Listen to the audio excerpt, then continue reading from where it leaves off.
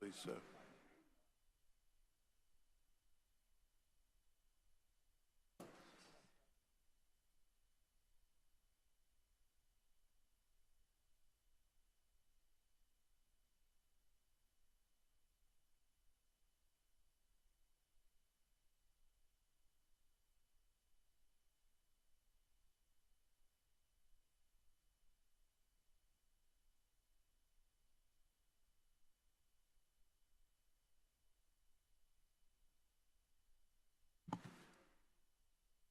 We're going to call to order our special meeting for Citizens Advisory Committee for Wednesday, May the 14th, 2025.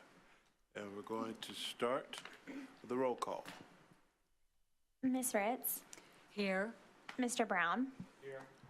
Ms. Benson? Here. Dr. D'Annunzio? Here. Mr. Perkins? Here. Chairman Williams? Here. Ms. Campbell? Mr. Kirschner? And Mr. Stevens? Here. And Mr. Kimball. Okay, great. Okay, good. We have good attendance today. Thank you all so very much. Mr. Perkins has graciously agreed to lead us in invocation and pledge of allegiance. Please stand. Let's pray. Almighty God, thank you for allowing us to live in a free country where citizens participate in our government and help make decisions, guide our thoughts and actions, give us wisdom and love, ability to do that which would be your will. Amen. Allegiance to the flag of the United States of America, to the republic for which it stands, one nation, under God, indivisible, with liberty and justice for all.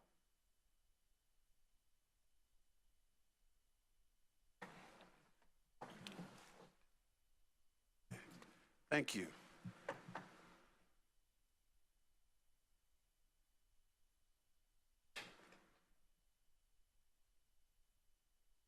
We're going to proceed to the adoption of the agenda.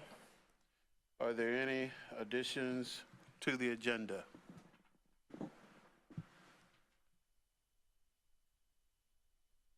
Seeing none, our system is working, however, in the vein that we have been operating in, we only have to take 2 votes today, so if we can continue the way we have been, it works for me. So do I have a motion and a second for the adoption of the agenda? Mrs. Stevens moves the agenda, Ms. Campbell seconds the agenda. If there are no questions, please vote by a show of hands. Mr. Brown, Mrs. Ritz.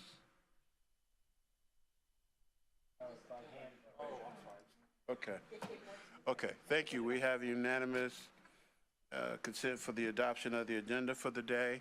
We're moving right along. We have next on our agenda is open forum, and we have one speaker today for the open forum. Ms. Schneider.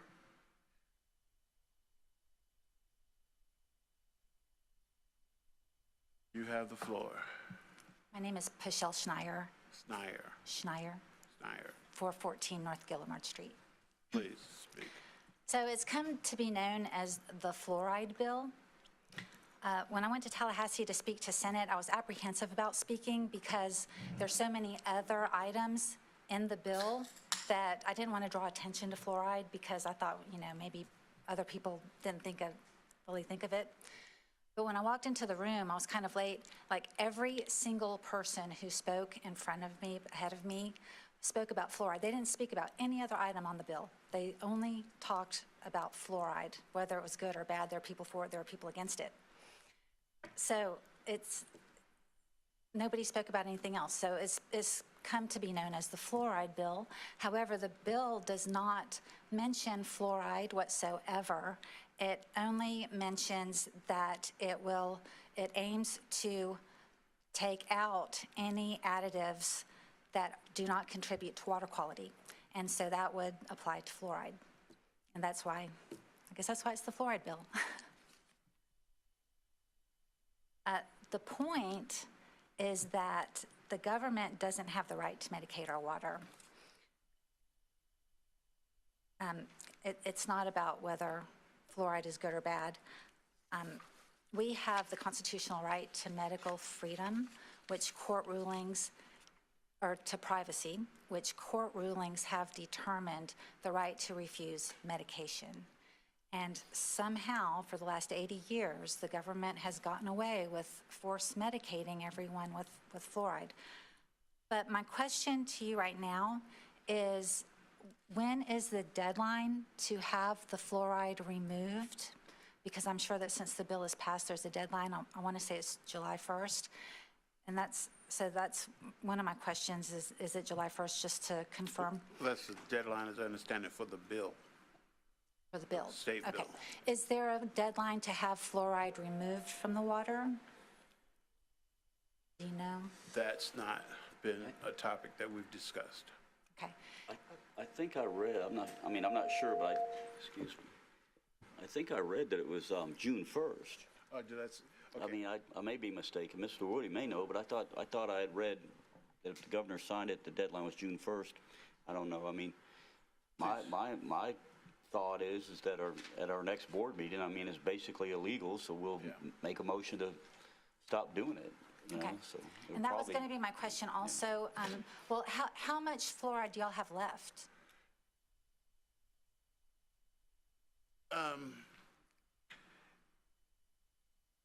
Mr. Woody, do you want to add any clarity to this discussion? Could you list your questions in advance so that we could answer them Sure, all at one time as opposed to? Okay. Of the ones that have already been voiced, generally, unless the bill says otherwise or the governor implies an earlier date, bills are effective July 1 when That's what I thought. approved. He hasn't signed them to date, but when that becomes effective, it would be July 1st. To have it removed. That we'd have to be in compliance with the new regulation. We purchase that product on a monthly basis, so at any one given time, we have generally 4 to 5 weeks or less until the next order. And we can order short loads too, half orders or things like that. Have you already ordered it for the month of May? During the month of May, have you ordered it? Because we have enough to overlap our next board meeting, we have not ordered additionally, pending what feedback we give from our board on what their wishes are, whether we want to provide the fluoride treatment all the way through June 30, or do dispense the remaining supplies we have on hand and then stop them. Okay, so there's not enough right now to go past June 30th? No, I don't think we can make it to June 30th, the supplies on hand, no. Okay. That sounds good. Thank you. Thank you. Is that it, Mr. Snyder? Is that it? Mr. Stevens wants Are to. you, I'm asking, are you finished? I'm finished unless he wants to ask me something. Okay. Mr. Stevens, you have a question? Yeah, Mr. Chair, so I just want to reiterate what Mr. Perkins said. I suspect this will be brought up at our next board meeting or CAC meeting, and we will make it, the board will discuss it at that time. So I think you'll have a more definitive answer on dates and times. I'm not going to speak for the other board members at that meeting, which we will most surely be bringing it up and discussing the topic of that. Appreciate it. Thank you. You're welcome. Yeah, once the governor signs it, it's the law. And I think the governor's clearly said he intends to sign it, so Correct. I wouldn't be in favor of us purchasing any more of it. I mean, I think, even though I don't agree with the decision, it's the law. I'm going to follow the law and the spirit of the law, so I don't know. We can decide that at the meeting, but it's just, I'd hate to see us go spend another month's supply of fluoride and have leftover fluoride. Doesn't make sense to me. Can I just add one more sentence? So it's considered a hazardous industrial waste byproduct, and the landfills that it has to go in. I'm wondering if y'all know about, I'm sure you know where it comes from, and the fact that the landfills, when it's disposed of, have to be a certain type of landfill. They have to dig a big hole and they have to line it with plastic in order to prevent it from leaching into our groundwater. So the DEP and the EPA will not allow it to be leached into the groundwater, but all this time they've been willing to sell it to water utilities to put it in our drinking water, which is kind of ironic, but anyway, Thank you. thank you. Okay. As we know, we will have to address this issue in upcoming meetings, so we will be prepared to do so at such time. Mr. Chairman, Yes, ma'am, Ms. Benson. I would like to move that we table any discussion on fluoridation until the upcoming board meeting. I don't think the next CAC meeting needs to get bogged down with this, since this will be a board decision. So I would make that a motion. Okay, it has been moved and seconded that we table any discussion on fluoride until our next board, ECUA board meeting. Move second. Is there any discussion? No, there's a motion to table cannot be discussed. It's voted up or down. Okay. Okay, well, that is protocol. So it's been moved and seconded that we table any further discussion on fluoride until our next ECUA board meeting. That been a decision to table. There is no discussion. Please vote. And since our system is working, we can use our system. I did not expect that motion, but let's utilize our technology for that purpose. Ms. Benson, Ms. Benson and Ms. Campbell, thank you. Please vote.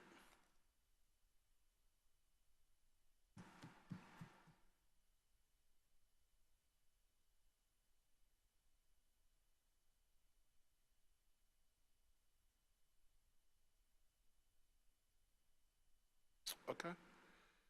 It didn't pass unanimously. Nevertheless, it passes by a vote of 7-3. Okay, thank you all very much for participation. Now, we are to the point of the reason we're primarily here for this special occasion, and it is for presentations on our upcoming budget. And our first presentation for today will be water reclamation. Mr. Chairman? Yes. Just to clarify, that motion does not prevent a citizen from addressing it in an open forum. It's just, it tables it for board and CAC deliberation until the next board meeting. Just wanted to clarify, because Okay. we're not muzzling citizens. Okay. Okay, so noted. They still have the opportunity to speak. However, we will entertain this at our next ECUA board meeting. Thank you.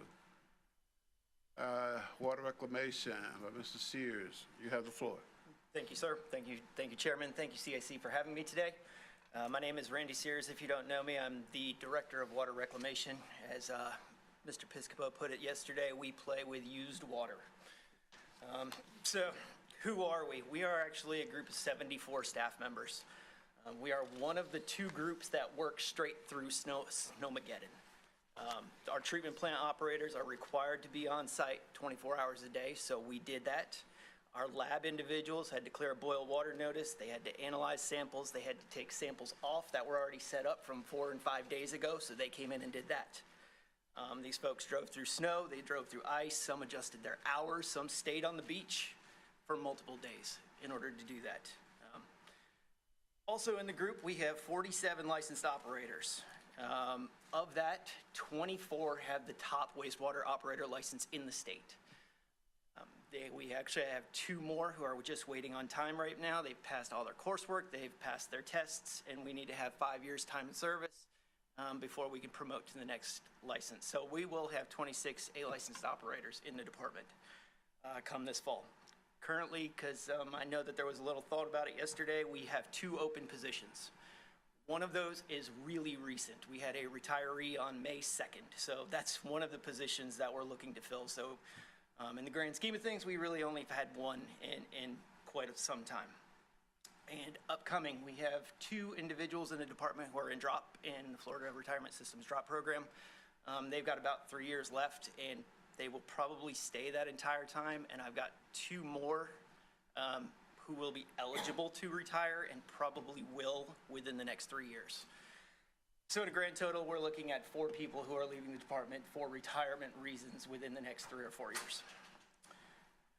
That being said, let's go ahead. We actually are on 4 campuses across the county. So first one is Pensacola Beach. We are the operations at the Pensacola Beach Water Reclamation Facility. 24/7 operations. It's rated for 2.4 million gallons a day. Now, something that I've learned from giving presentations is 2.4 million gallons a day means nothing to most of the population. But what does mean something in the South is a football field. You got a football field, you got end zones. Imagine a football field. Put 5.5 foot of water on top of a football field, and that is what 2.4 million gallons of water looks like. We have a staff out at the beach of 11. 10 of those are licensed operators.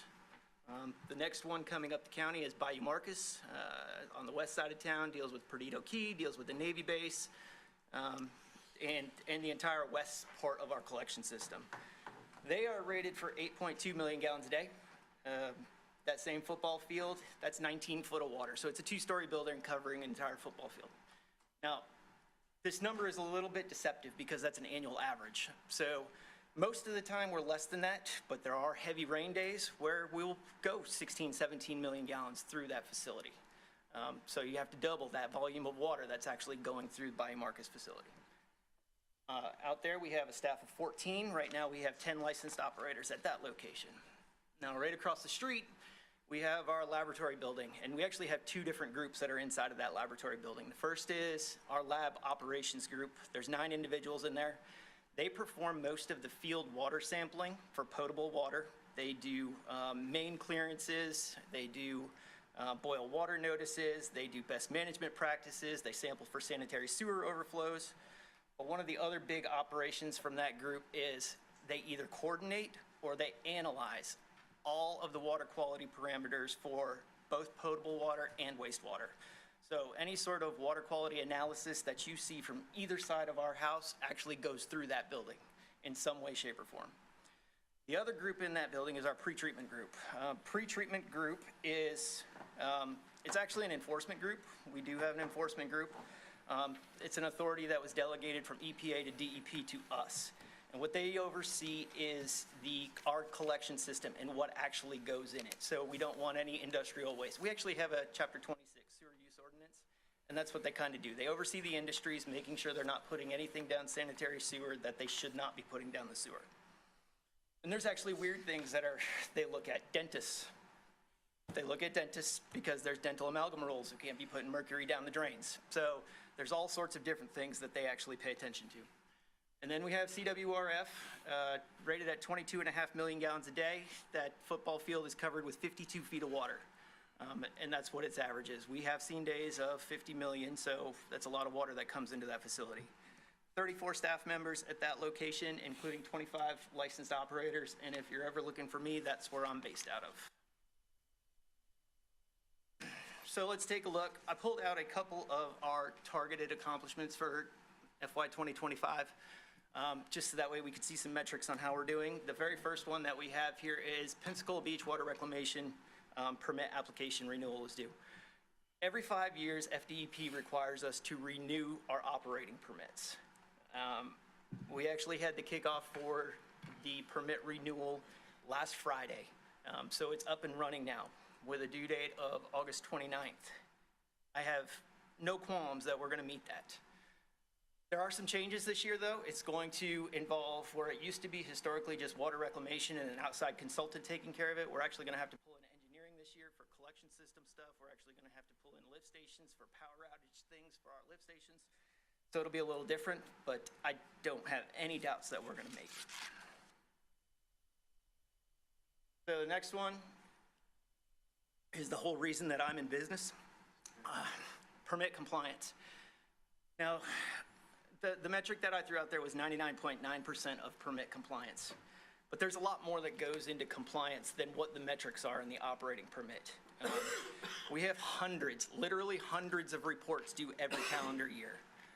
They go to EPA, they go to ADEM, the Alabama Department of Environmental Management, they go to FDEP. We have annual inspections, and then we have a boatload of numbers that are report only. So the state just wants us collecting data to make sure that the waterways in the area are safe. So Pensacola Beach Water Reclamation Facility actually goes out in a boat, collects samples in Santa Rosa Sound.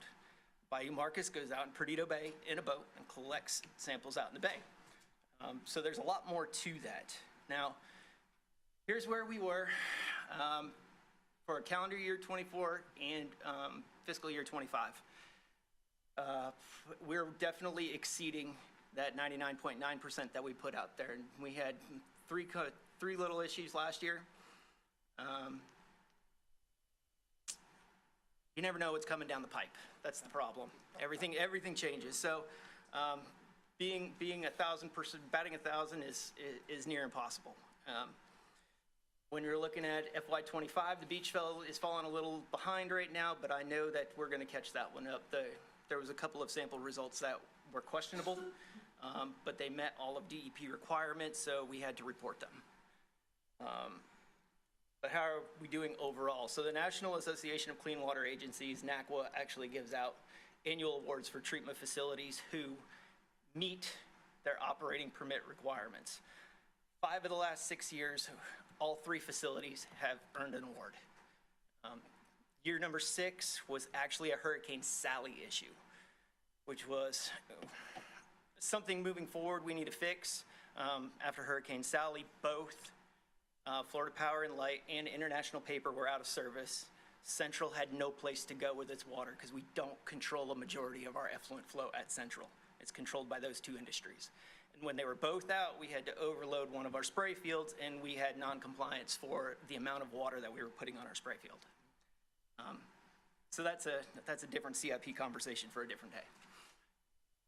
The next one that we're looking at, and this is the one where we're looking at Ms. Benson's sustainability kind of thing.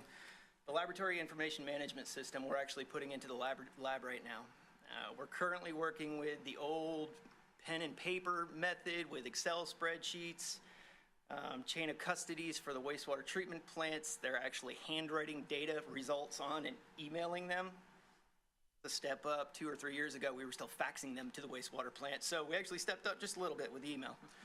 But this is going to be a database of all the data that's going to be available for anybody who wants to see it. It's not just that piece of paper that gets emailed to a select number of individuals. So anybody who may need the data from wastewater plants, potable water side, it's going to be there and available and accessible. The preliminary rollout for this is actually going to be next month. We're going to run it parallel with our current operations to make sure it's all working, but we are that far along that it's going to go.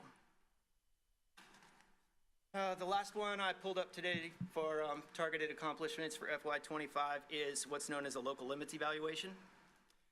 So our pretreatment group, I told you, is an enforcement agency, and they determine what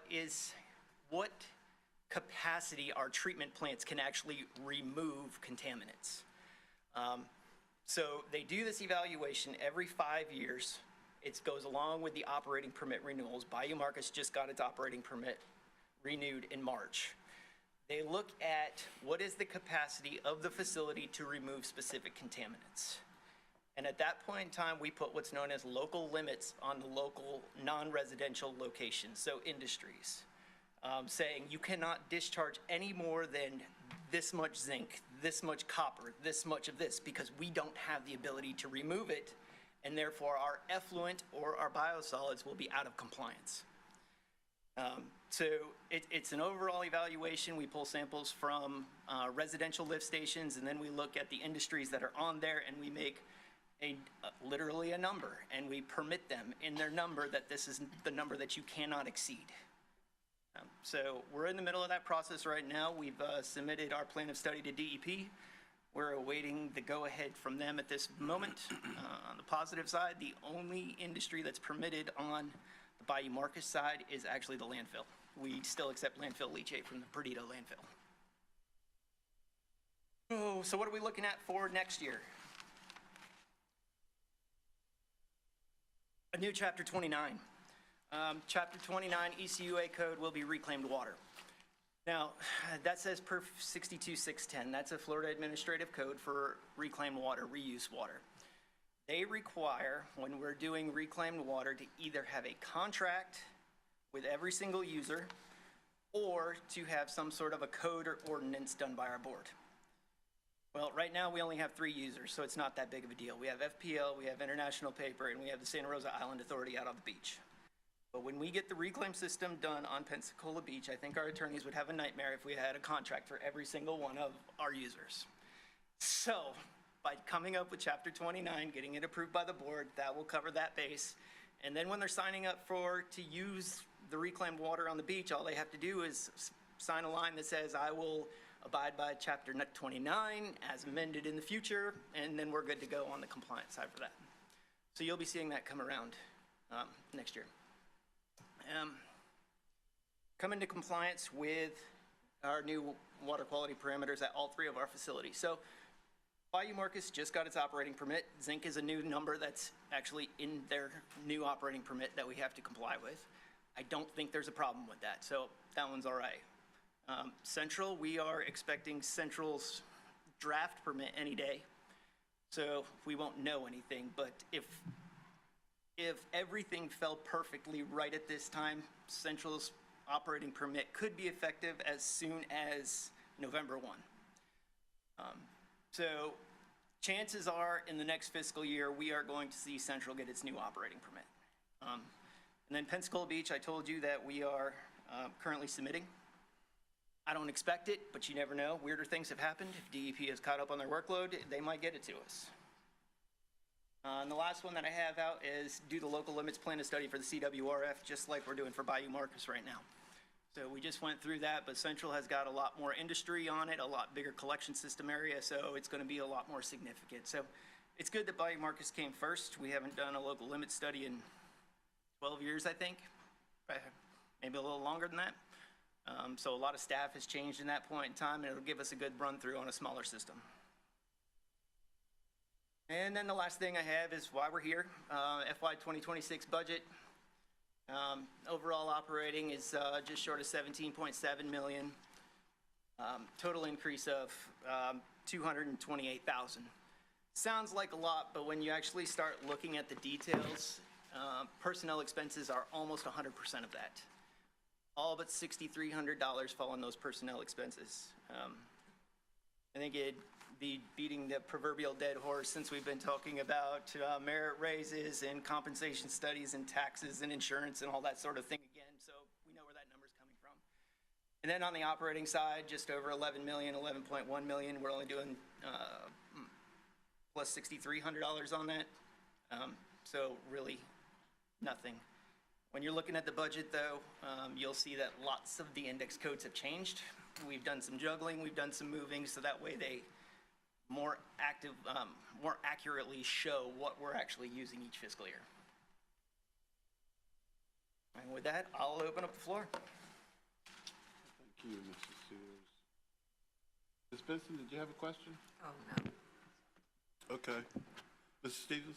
Hey, just a real quick one, and you may have said that, I may have missed it, Randy, but how many open positions, and how many people you've got going in the drop program, retirement, and so forth, but how many current open positions do you have in your various departments? 2 currently open across our 74 positions. One of them was a recent retirement on May 2nd, so it hasn't been open for. And then we have 2 currently in drop. That'll go within the next 3 years, but I expect them to stay around for a while. And then 2 more who will not drop, but are scheduled to retire somewhere about 3 years from now. One is maybe a lot more sooner than that, but we'll see where he goes. And I'm sure you've made preparations for that, on-the-job training, mentor, et Yeah, cetera, et cetera, et cetera. yes, so I took over the department in 2018. I have set up almost a succession plan for every single position. So there's always someone to step up. One of the individuals who is in drop right now is actually a second shift supervisor. The retirement that we just had was a shift supervisor at CWRF. And we actually had 6 applicants for that one position. So I know that there's some that are going to go in that direction. The other drop member, I can't say I know, but there's a really good potential candidate to fill that role. And then the other 2 are shift operators. So that can be filled with a lot of different types of individuals. Well, good. It sounds like you got a game plan, so thank you. Ms. Campbell? Thank you. Thank you, Randy, for your report. Good job on that management system. On the local limits, what happens if they do exceed? Is that a fine or? Well, it depends upon what the exceedance is. We do have the ability to fine. We do have the ability to turn off their wastewater. But at the same time, we will put them on sort of a same consent order idea that we have from DEP. We would put them on a consent order. We'd give them time to come into compliance with it, especially since it's a new parameter of concern. Perfect. Thank you. And then my last question is, how's the purple pipe working out at Pensacola Beach? Good? The purple pipe, you can actually ask Stacy about that when he comes up here next. We haven't hooked up any new customers yet. We're still only doing the Island Authority at this moment. So besides that, what would we do with the water after a hurricane besides spray fields? So we actually have part of our operating permit renewal for CWRF right now. There is a plan.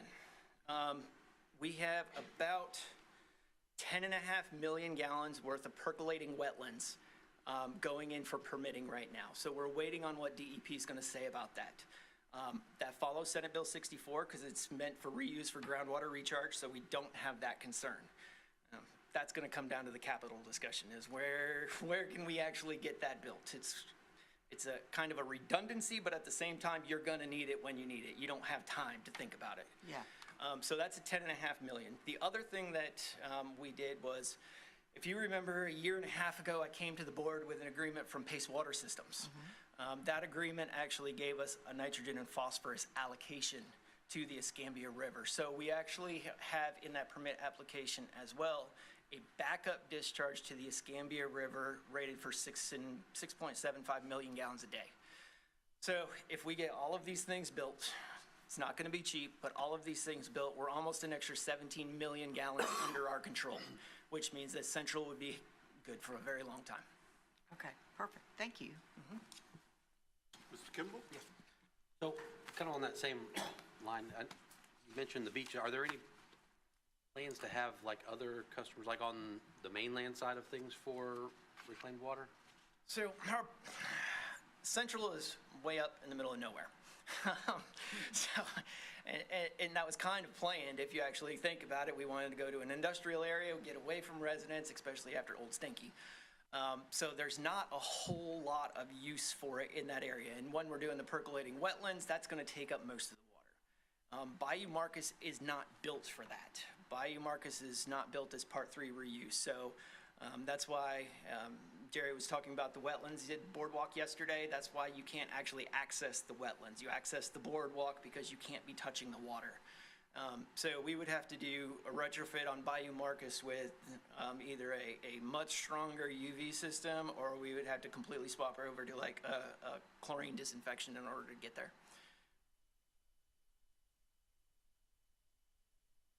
Thank you, Mr. Chair.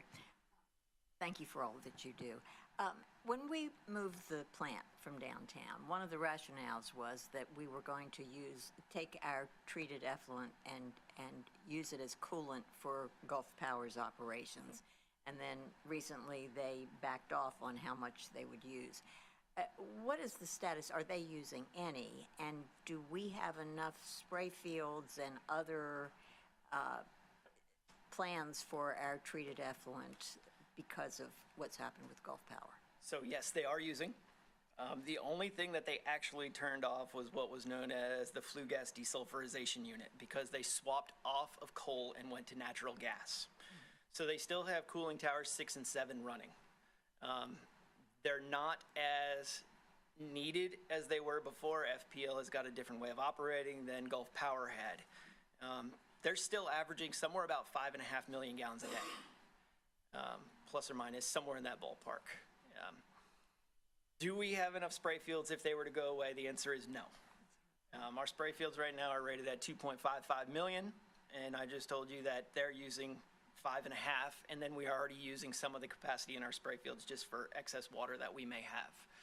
So the answer is no, and that's where all of these wetlands, these percolating wetlands that we're talking about come into play. So we're trying to set ourselves up for the future, but at the same time, it's just going to come back down to where's the money coming from to actually do it. So are there ongoing conversations with Florida Power and Light about their anticipated use and any diminishing of that so that we can be prepared? Quite frankly, no. FPL is now operated out of Juno Beach, and they like to keep things close to the cuff. We'll find out at the last minute whether they're turning a tower on or off. They won't even tell us that, and most of the time they'll actually just either start taking a lot of water or they will stop taking a lot of water, and we'll have to make a phone call to the local operations group and saying, hey, what's going on? And they'll be like, hey, corporate told us to do this today. All right. And that's the same way with the other user as well. International Paper is the same way. It's a very one-way street. They ask us for something, we actually give them stuff, but trying to pull stuff out of them sometimes is not easy. So are we developing contingency plans, and do we have a strategic plan anticipating the worst? And, does that play into our funding? Yes, that is actually what's in for permitting right now. It's actually been in permitting's hands and DEP's permitting hands for almost 2 years now. They had a significant backlog of permits that they had to write in the district, but should they permit what we have asked, it's almost an extra 17 million gallons a day. So we would have that 17 million plus the 5 million to the joint wetlands with International Paper, which I don't know if you know this or not, but that's actually considered a reuse project the same way Bayou Marcus's wetlands are considered a reuse. So they all comply with Senate Bill 64. And then we would have another 1.87 million gallons a day to one of our spray fields. So add it all up, 6, we'd be at like 24 million gallons a day, plus or minus. That would be under our control. So they could both go away at that point in time. Just a couple of small items. I assume that your operators are very specialized, but it's a unique subset of skills. We don't have industry poaching these people, right? We have other utilities attempting to poach. We poach from other utilities. Places like Ascend does have a wastewater plant. International Paper has a wastewater plant, so every once in a while we might lose somebody there. If they're just a straight up machine operator, chances are they can swap over. We had one a couple years ago, kind of swap in that general direction. But no, for the most part, and even when other utilities have poached people from us, they actually come back. Oh, good. And just a final question. You talk about all of the people that you have that have the highest rating. How do we compare to other utilities? Are we light years ahead? Are we Absolutely light years ahead. I love hearing that. And I think that's got a lot to do because we have a built-in career progression plan within that career field. So there's actually steps to go from a trainee to an operator 1, operator 2, operator 3. So we have that built in, and it's up to them whether they want to do it, whether they want to achieve those steps or not. Well, thanks for all you do.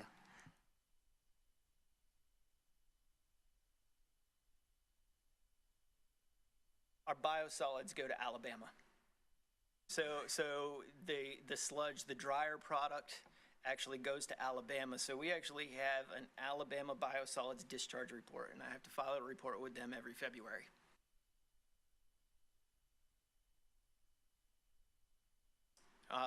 The primary reason that we go there is the user of our biosolids, that's where his farms are. So he takes them there.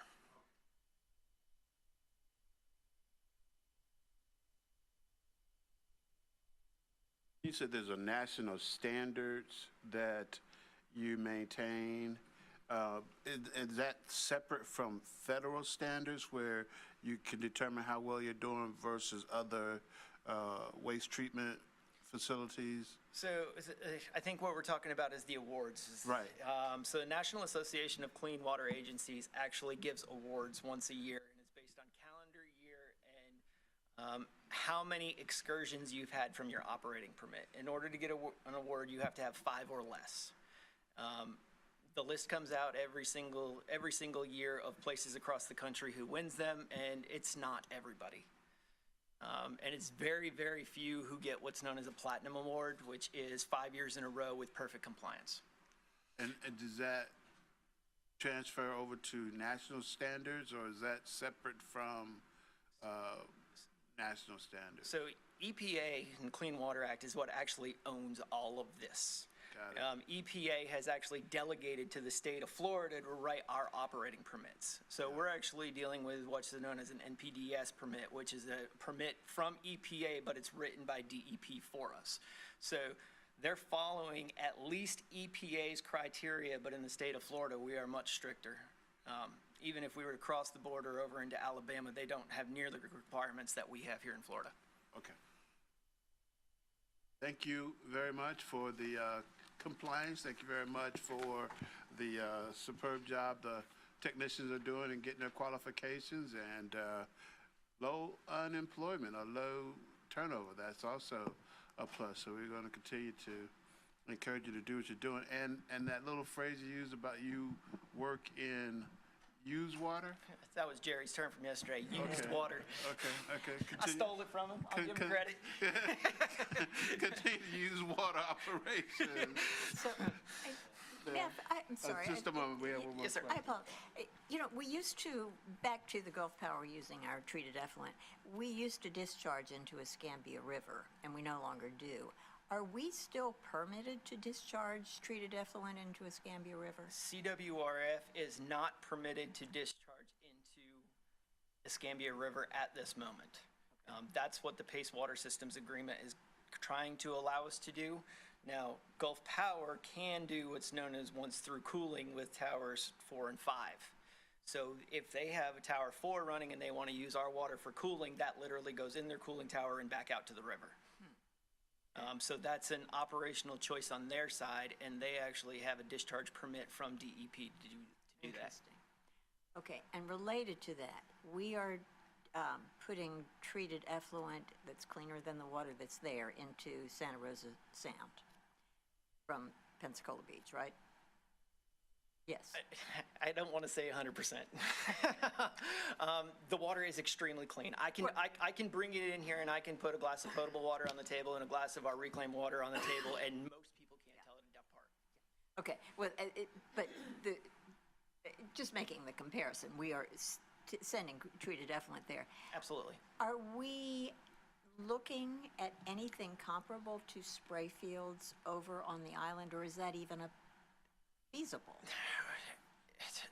Because it always comes up, moving the wastewater treatment plant from Pensacola Beach. It always does. And I just didn't know if we have any other options.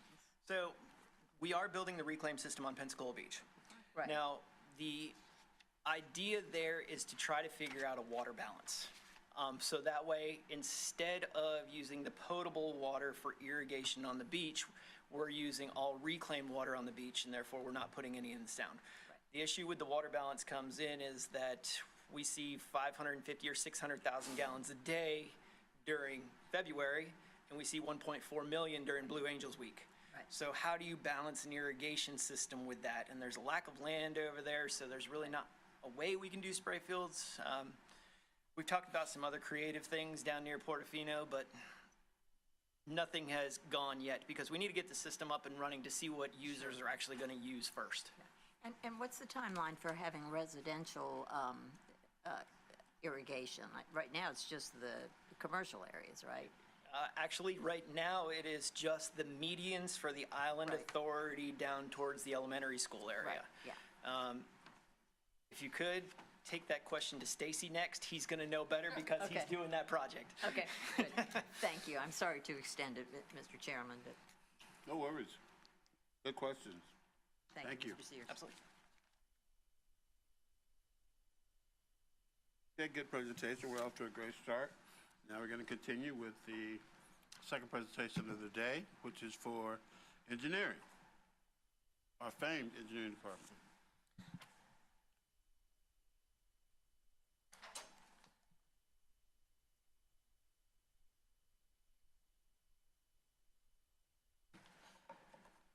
Okay, Mr. Hayden, you have the floor. Hey there. Good afternoon, members of the Citizens Advisory Committee. Good to see you, and thank you for having me up here today.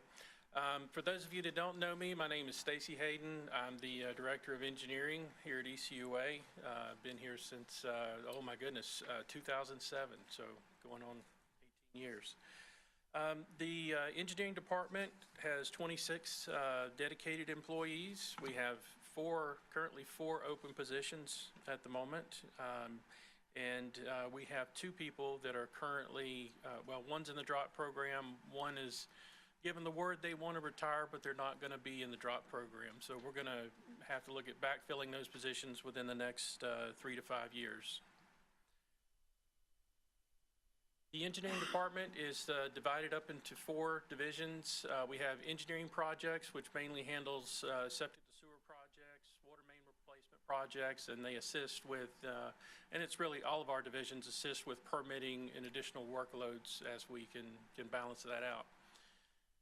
The second listed on the slide is utility coordination.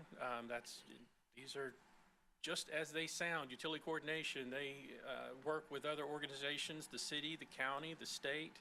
Whenever there's a resurfacing, a widening project, a drainage project, and the like, we try to jump in and relocate our water lines. Sometimes they're antiquated water lines, and it gives us a good opportunity to upgrade those antiquated water lines to a newer, either ductile line or PVC in most cases.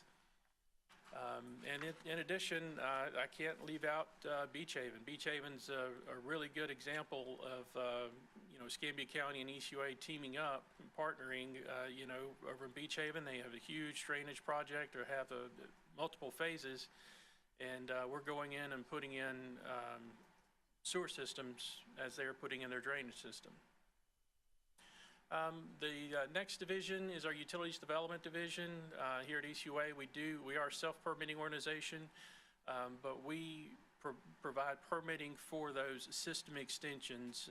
Like the best example I can give is a new subdivision where we extend, or the customer developer actually extends a water main from our connection point into their development, and that all comes through our permitting, for permitting review.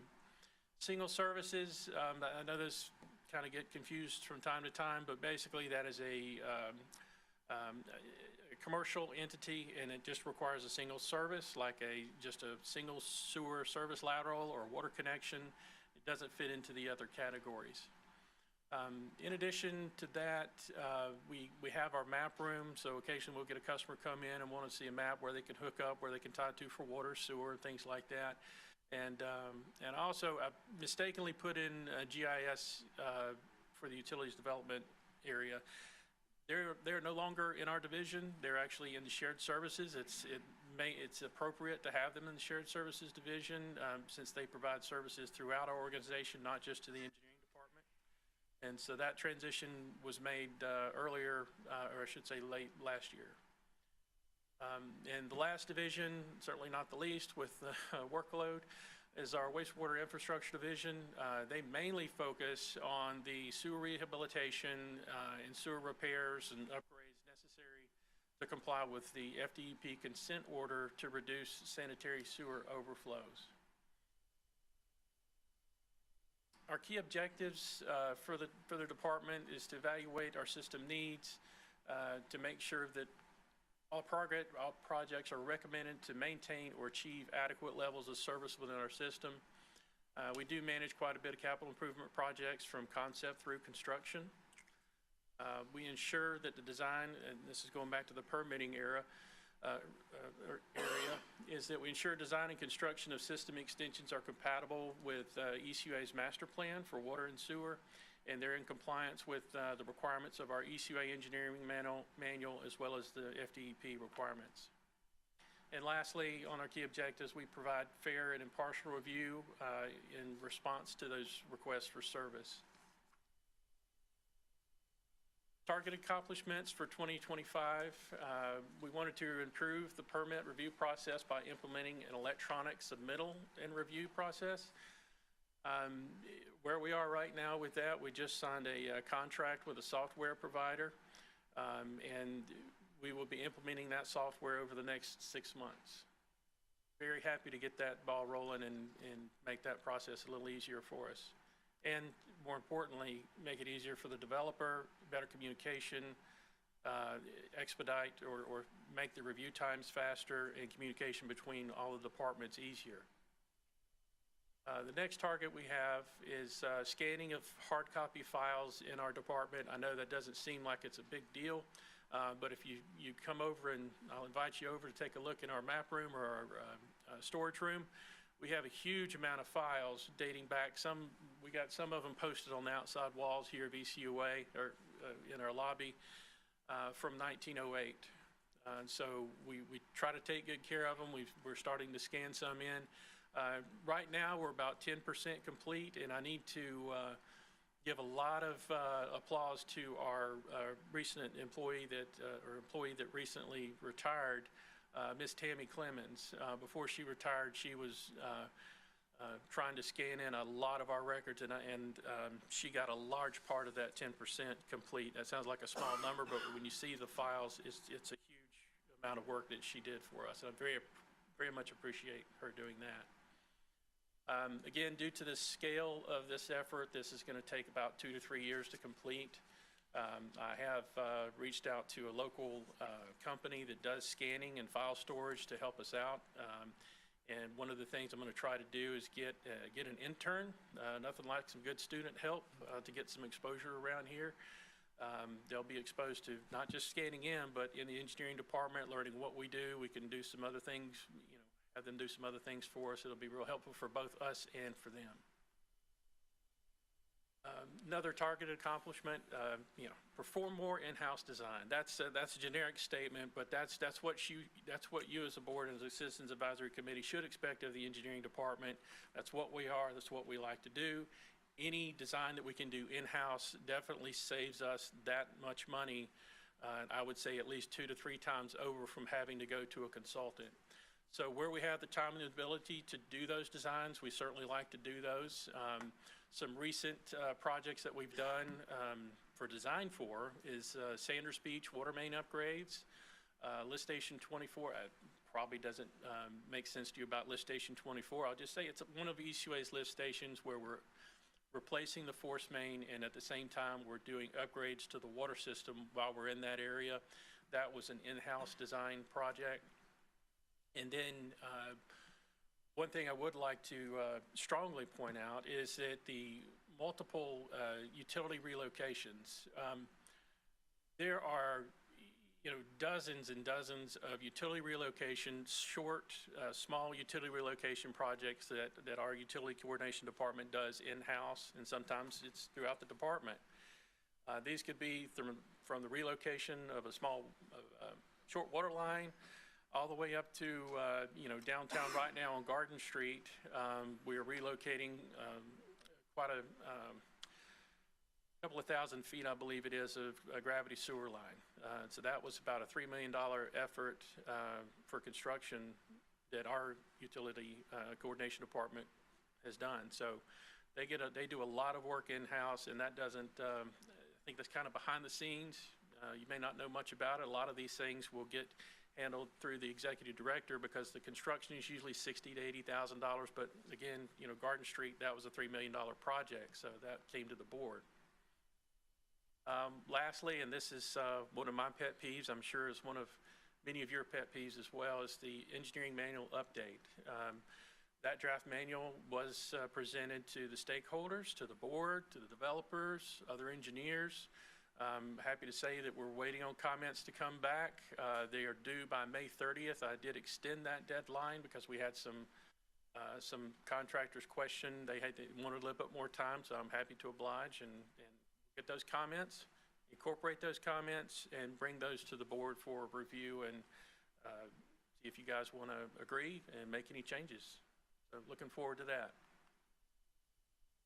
Some of the accomplishments, other accomplishment high points for this fiscal year is we applied for grants last year, but we actually received those grants this year in the amount of $950,000, which goes to a Pensacola Beach. It says redundant. It should be resilient water main. But what that does, it provides us with a spare water line in the event that one of them gets taken out due to a hurricane or by errant contractor.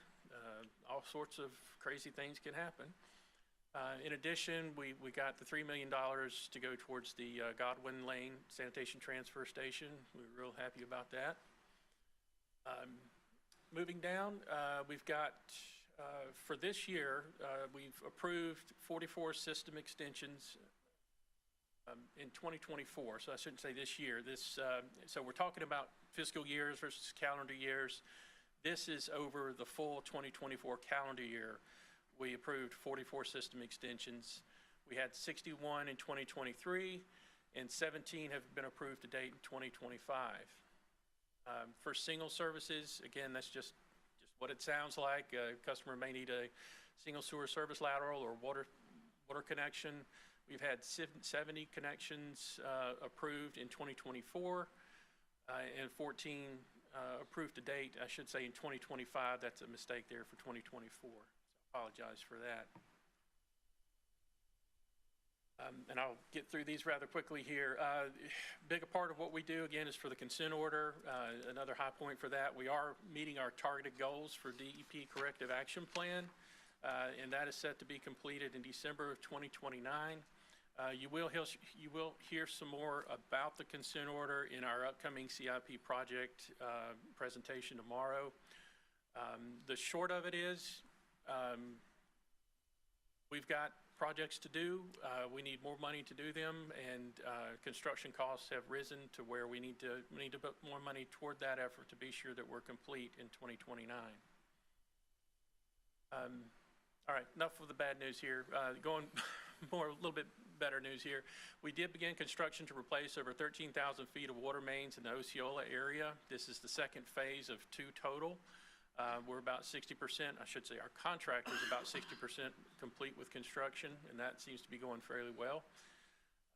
And then we've also coordinated, again, with state and local agencies to relocate numerous projects, such as Wymart Road, Kim Strand Road, Chandler Street drainage, those projects. We have Garden Street, which I mentioned earlier. And we have a couple of projects on I-10. I'm sure you've seen, the heavy construction on I-10 right there at Highway 29 and 9 Mile Road. The system extensions applications that have been submitted, this is a major part of what we do, and we try to stay on top of those. We projected 70 in early 2024, and we actually received 66 in the calendar year. Currently, I think we're at 34, and we're project 80 for 2025. So it does look like there's going to be a slight increase if this trend carries forward. Go back a step here, but you can see where we are. We reached a peak in 21 and 22 of over 100 system extensions that were submitted to us in those 2 years each.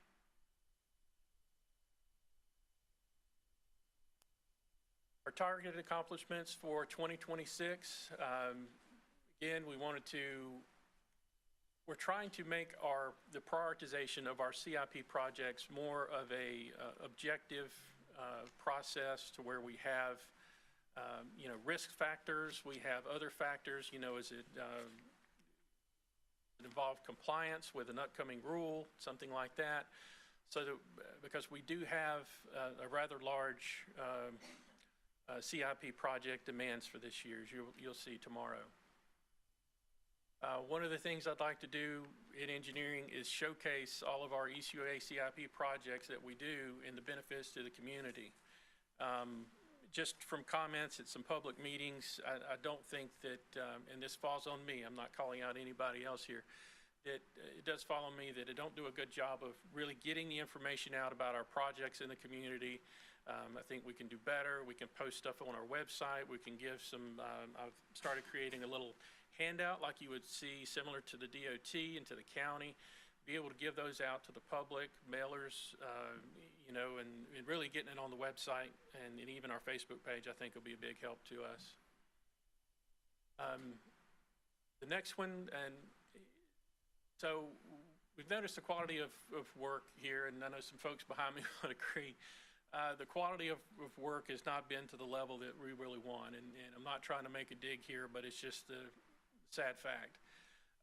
What I want to do is reduce change orders by improving the quality control of our project designs coming from consultants and get that tightened up. I believe one of our CAC members, one of our board members mentioned the other day, or was questioning about change orders, you know, how much is the change order compared to the overall project cost. My goal is to reduce those, and certainly we can't avoid those by any means at 100%, but I think there are things that we can do to improve them just by paying a little bit better attention here during the review process. I'm also going to implement an engineering consultant report card to track consultant performance. We have projects that are long overdue. They need to get done so we can spend that money to get the water mains replaced, to get the sewer lines replaced, and that drags on. And what does that do? It creates, you know, money is time for us. Money is time for our contractors. So we need to keep the ball rolling here, so to speak. You see, continue scanning hard copy or hard copies into electronic files, and I do, moving on to the next one, fully implement the electronic permitting system. I guess now is a good time to bring that up because from a sustainability approach, one of the things in our department is, again, those stacks of files and paper, and with me, I have just a set of drawings. This is just over 30 pages. 30 pages of 22 by 34 inch pages of drawings for this one, and this is a developer project. This isn't an ECUA project. So this one stack of drawings here equates to roughly 250 pages of 8.5 by 11 sheets. I have 6 of these for this one project sitting on someone's desk, ready to get out the door. And if you're all familiar with those big old paper boxes and those stacks of paper that we get to put in the printer, those 6 sets of drawings like this would equate for 3 of those. So 1,500 sheets of paper. I think we can do better. I don't feel like we could eliminate all the drawings that we need like that, because as engineers, and in particular like this old guy, I got to have a set of drawings to look at so that we can match up what's going on with sheet A to sheet B to sheet C so that we can ensure coordination. So I don't think we can eliminate that completely, but I do think we can eliminate the number of drawings significantly. We did do some of that back a few years ago that helped out with, we did a preliminary submittal for developers, and that, I think that was beneficial to both us and the developer. They know what they're getting into up front, and they get a quick yes or no on their project a lot of times, and whether they can determine whether it's feasible for them or not with their business plan. The next thing, and Mr. Sears pointed out this a little bit a few minutes ago about our reclaimed water policy. You know, before we can start sending water to the public and making it, you know, like a system extension for water and sewer, we need to draft the ECUA code, get that implemented. We have design standards that we need to do, just similar to like a water system or sewer system would be, and we need to provide those technical specifications so that customers know what to expect and how to connect to our system. So that's nothing new. It won't take that long to do, but we just need to do it before the system comes online. I think that was a question that was asked by one of the CAC members. So the reclaimed water system on Pensacola Beach, the plan is to construct the second phase of that. This started this fiscal year and be complete in March of 2026. That would allow some of those, some commercial customers along Pensacola Beach Boulevard and a few on Via de Luna to tie into the system. And again, it's as Mr. Sears pointed out, it's a balancing act. We don't want to connect too many customers to the reclaimed water system too early, because then what we can't make up with reclaimed water, we'll have to make up with potable water. Don't want to waste potable water. Moving on to the last one, we do want to, this kind of goes back to the showcasing of ECUA projects, but I do want to collaborate with the other ECUA staff, our PIO office, and the great work that they're doing to develop an external-facing project information webpage where you can go to an ECUA webpage and you can click on an area that has a highlight for a project, and it pulls up more information about the project, tells you who's the contractor, how much the project is, what are the benefits of the project, and when it'll be done. And most importantly, or say one of the very important things, is who's the point of contact. So that hopefully if a customer has a problem, they could call that point of contact rather than calling one of the board members or the CAC members. You can hold your applause. So, I joke too much. Our fiscal year 26 operating budget, I just summarized a few things here. Overall, we are looking at a 25% decrease in our operating budget. That's just basically due to really one item that we had last year that we had to increase, was our professional services budget increased. I believe it was $300,000 because we had to be in compliance with what they call the lead and copper rule. It was kind of vague. The rule was vague at the time. We weren't sure what we were going to have to do and when and how much. And all we knew at the time was that we were going to have to put this huge effort into compliance. And we wanted to make sure we had enough money in there, and we do. Since then, a revised rule for the lead and copper rule has come out, which gives us a little bit more time. I will say that we are hopeful that in the next 3 or so months that we will identify, or confirm, I should say, that we do not have any what the EPA calls lead services in our system. So full lead services from the tap all the way up to the meter to the customer's house. I do have a small increase in inspections department overtime. We're going from 65,000 to 70,000. That's an 8% increase. Again, as I mentioned earlier, this is one of the ones we're decreasing significantly. We're going down by 25%. Although we do have some money from last year that we were using to identify the materials of the water service to confirm that we do or do not have lead. There is still some things that we have to do with that process, such as modeling. In addition, we may have to do some sampling. So with the uncertainty there, I wanted to leave a little bit of money in that pocket so that if we have to, it's available and not having to scramble around at the time. I will say that I do anticipate that to decrease as we work our way through the lead and copper rule and our compliance issues there. Lastly, materials and supplies, off supplies, that went up just a tad by 11%. It's $28,000.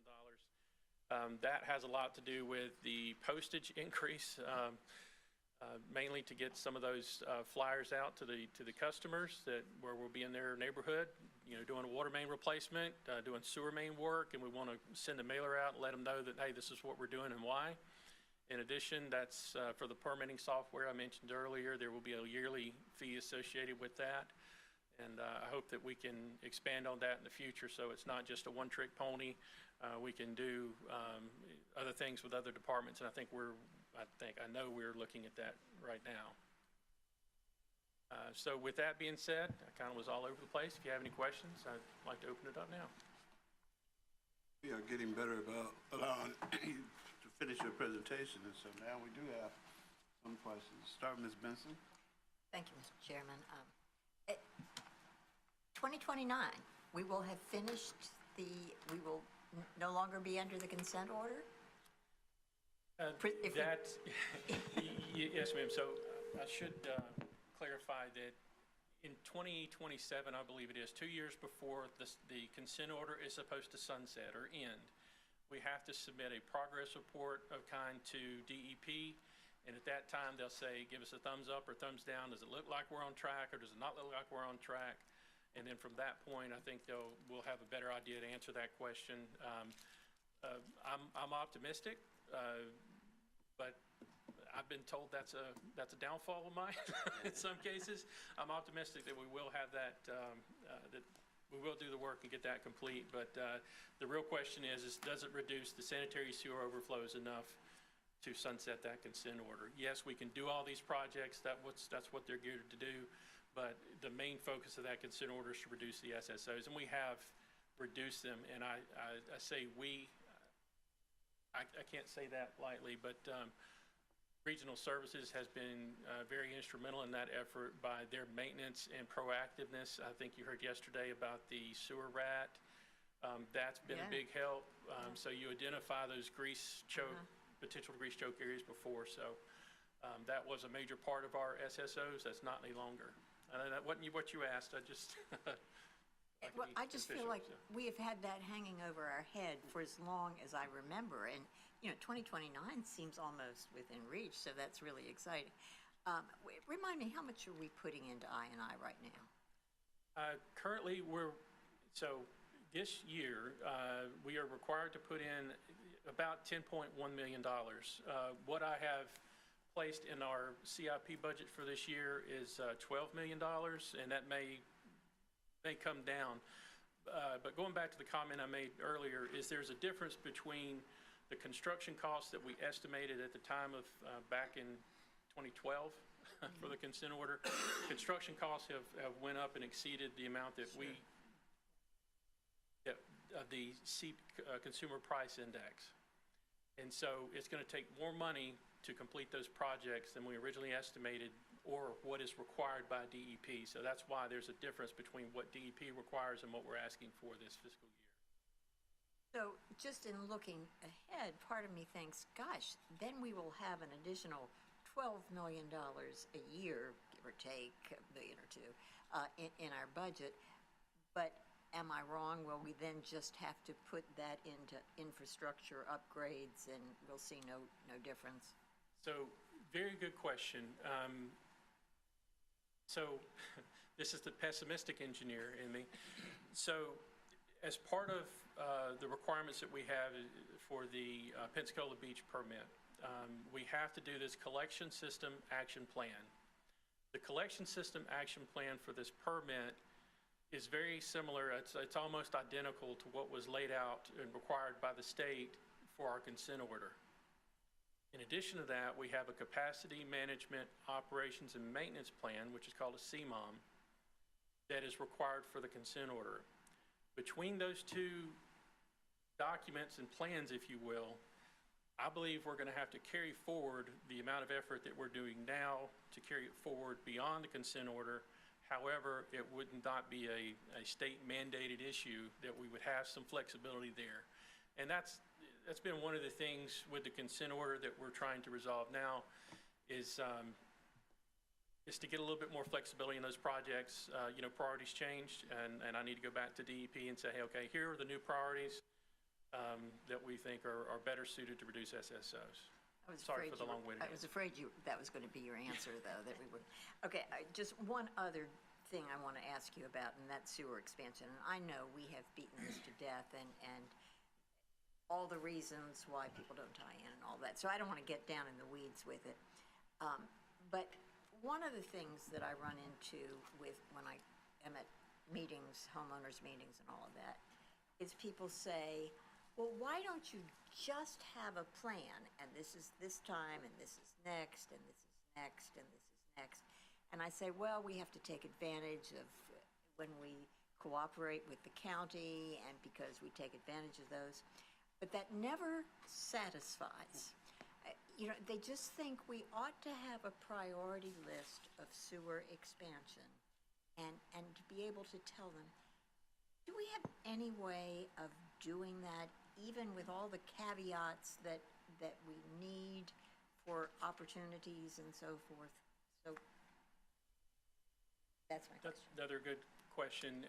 We do have a prioritized list. We haven't updated that list, I would think, in about a couple of years at least, just because of the grant projects and quite frankly, the lack of available funding there. A lot of times, I'll say that the opportunities to jump in with a county project when they're doing drainage, that option is there quite frequently to where it just makes sense that, you can do this project over here that we need to done, we'd really like to do, but there's so much demand when when the county does a drainage project to put in sewer, we sometimes will fund as much money as we can to doing that at the same time. But we do have a prioritized list. I personally will get to reprioritize those projects and get those to you.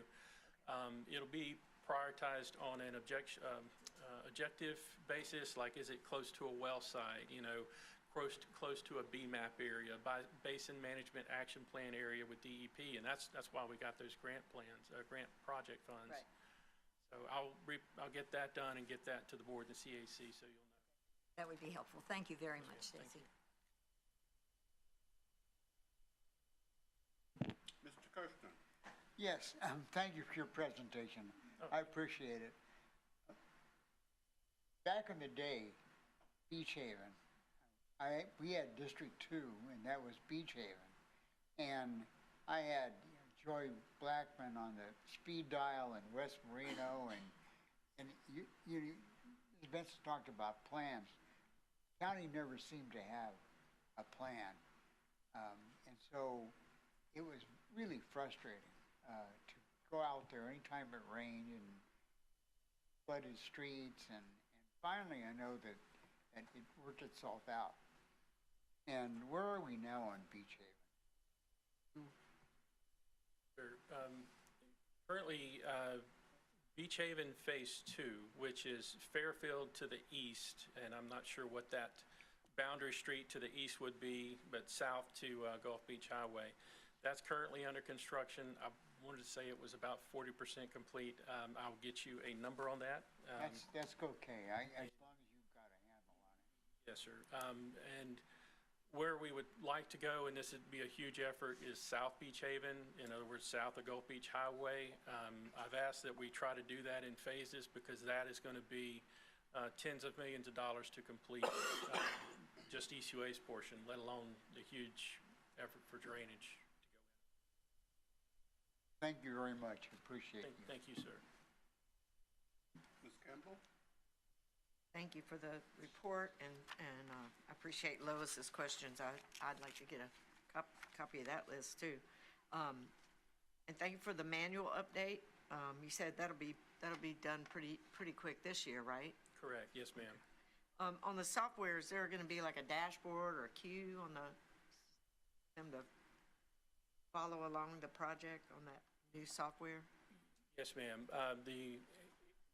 One of the main purposes of that software, I'll say it's a web-based software, is to be able, for the developer, for the engineer, to be able to go on there and look at all the communication that's happened. It is a dashboard that they will have their own password for, so it's not like it's open to the public.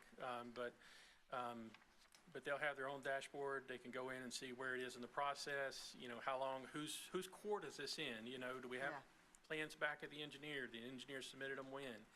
And, usually when there's questions, we have to go through, there's a spreadsheet that we use to track everything, and this will help us out significantly when a developer asks, what's taking so long? Well, here's what's going on, so.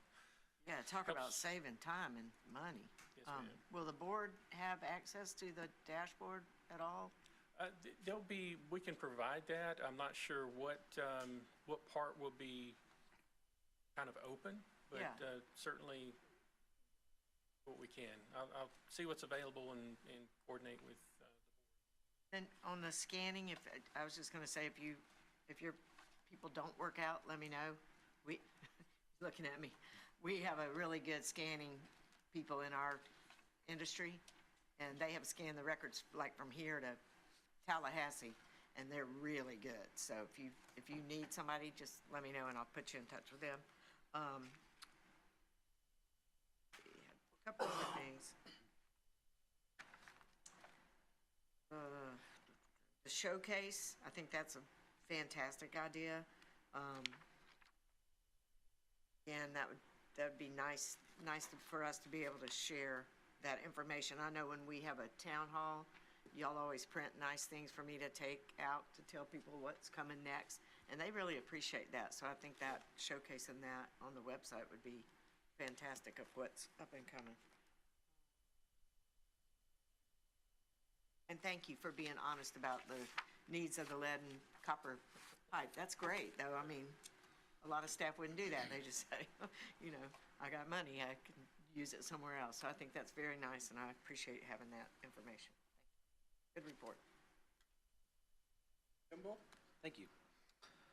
Okay, so I work for an outsourcing company, so I'm certainly not opposed to outsourcing, but you talked about more in-house design. I mean, and then you talked about having report cards on some of those engineers that we are outsourced, that are not doing.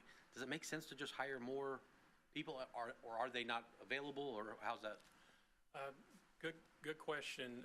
We've had an opening for 2 engineers for about a year. And I had one applicant. I was very hopeful coming in from out of state, and unfortunately he was not able to accept the offer. I'm always hopeful. I know UWF has some, I mean, do they do any engineering that would make sense to work with them, or is there any opportunity for that at all? Yeah, so they are developing a civil engineering program, and actually we just responded to a request for information from them last week. I'm hopeful that as they get their civil engineering program, that we could team up more with them, particularly with interns. That would be great. There's still maybe an opportunity for an intern with a mechanical engineer. You know, civils and mechanicals, they don't get along. They do, but there may be an opportunity for that as well. Mechanical, electrical, have those disciplines there.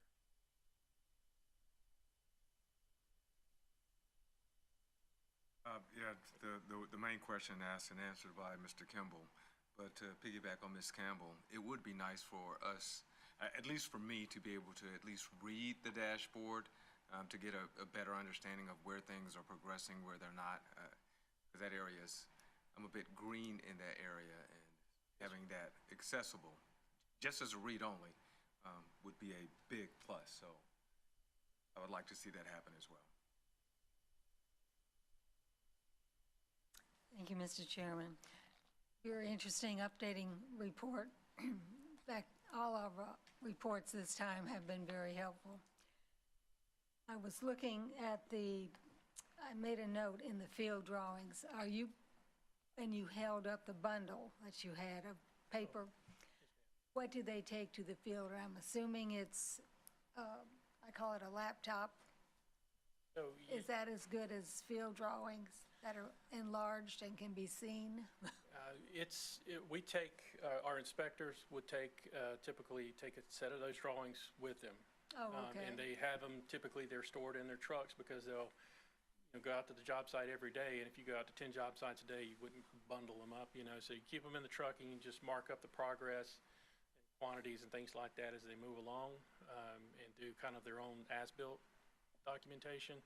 Our inspectors do have their own laptops, but that does help with looking up standards, specifications, things like that. But the screen is really no bigger than 8.5 by 11 on the laptops. And when you're trying to look up on drawings where something is, it's not very ideal to have those. And so you need the bigger sets of drawings. But that being said, a lot of us internally, we have bigger computer monitors, so the staff here can look it up on a bigger computer monitor, and therefore we wouldn't really need a bigger drawing like that. Yes, it's helpful, but I think we can make do, and if we had those in PDF format, we can just print out the page that we need, not 30 pages of stuff that we don't. That was the question I had, and you can tell I do not have an engineering background. The other one, that when I was looking through preparing for today, you're implementing a consultant report card, and I thought, right on, because in that way it puts on somewhat pressure on the consultant, but also it gives a way to grade their skill set and to know whether or not to continue using them or to help them see where they need to improve. I don't know what your strategy is, but I guess it could go either way. Has any other department in the city or county developed a report card? And No, how did you get that idea?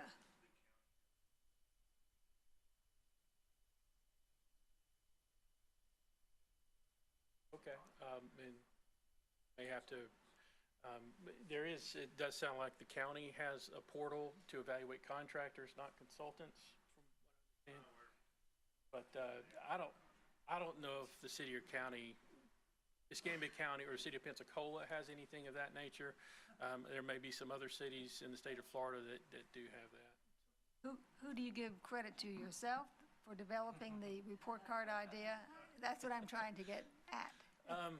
I wish I could say myself, but it's just basically a conglomeration of complaints that we've had from my internal customers, regional services, lift stations, external customers.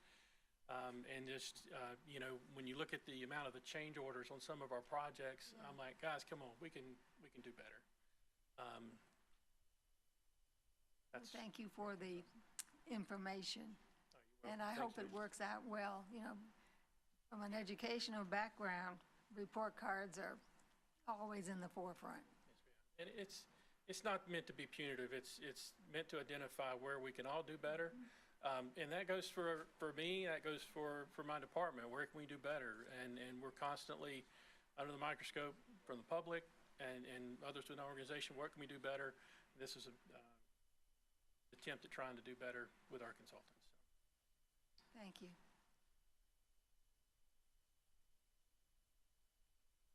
Thank you. Oh, yes, sir.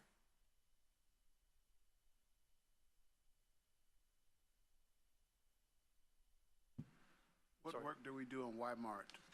I believe it was a water main replacement work. The county had a project on Wymart Road, and we were just doing some water main replacement over there at the same time. And I would follow up with Ms. Ritt's question about the report card. Sounds good. How will you, use it to improve the quality of service from the contractors? That would be like, how will you implement it to where they'll get the feedback to realize that they need to do better, or else they may not get the next contract? Right, and that's, accountability, that's a good thing, and that's going to be part of it. When we give them the report card saying, hey, here are the things you did well, here's some of the things you need to improve upon, and then, if you don't perform and get the project done in a timely manner, for instance, hitting a date to get projects out to construction to meet a deadline for grant awards, that's a big one for us. And so you're making the contractor scramble, hire more crews. It drives the cost of construction up. I know that's just kind of a side effect of it there. But when a consultant doesn't hit the timeline that we need, then that's where we need to focus and say, hey, look, what are you doing? You got too much on your plate. If you do, then we need to focus on a different consultant for this kind of work. If you can't perform for us on this project, why would we want to pay you to do work on this other project? That's kind of one of the biggest things there. Two things. One is, who could update me on the Irvin McCorvey project? Would that be under your? No, sir. That would be Mr. Tom Dawson. He's up next. I'm assuming you're talking about the well and tank and all that. Yes, sir. Okay. He's up next. Okay, good. And then, what benefits to engineering would there be to have a grant writer, or to ECUA to have a grant writer? That's kind of that is a difficult question.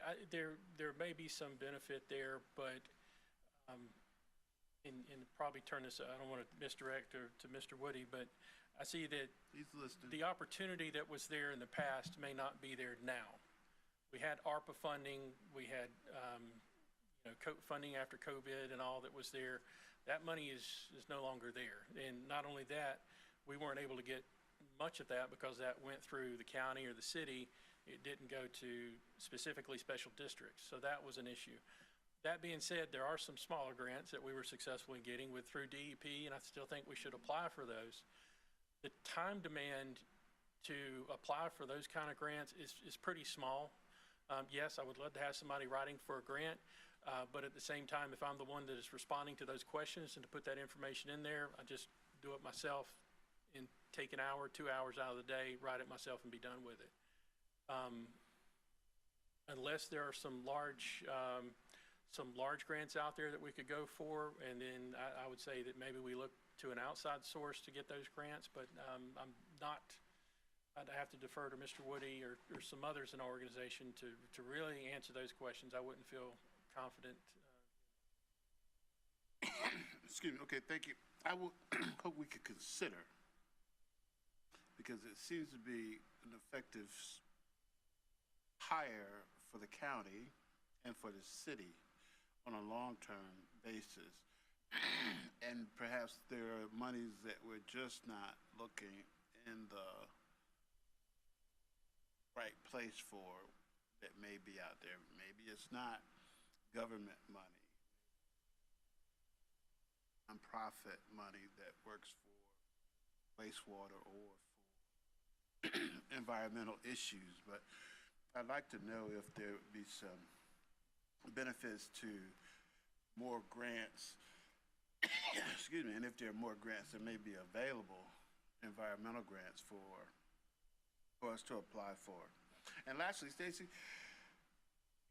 what I was looking for would be, in your report, would be some kind of continuity from, I guess, a year ago or two to say where we're going towards this year and next for sewer, septic to sewer, those kind of conversions, and some kind of percentages of how we're going to do that, even with the compliance issue where we hope to be finished in 2029, to say how far along we are now to when we started, so that we could reasonably say, I think we may make it by 2029. So if you just consider that kind of data would be very helpful, and excuse my cough. I don't see anybody else with any other comments. Mr. Woody, he heard me talk about the grant, so he will provide some feedback on that at an appropriate time. It's just, and as to what department it falls upon, I'm not sure, but to look at where we could get more money, it appears that those who have that position full-time seems to be getting the return on that employment investment.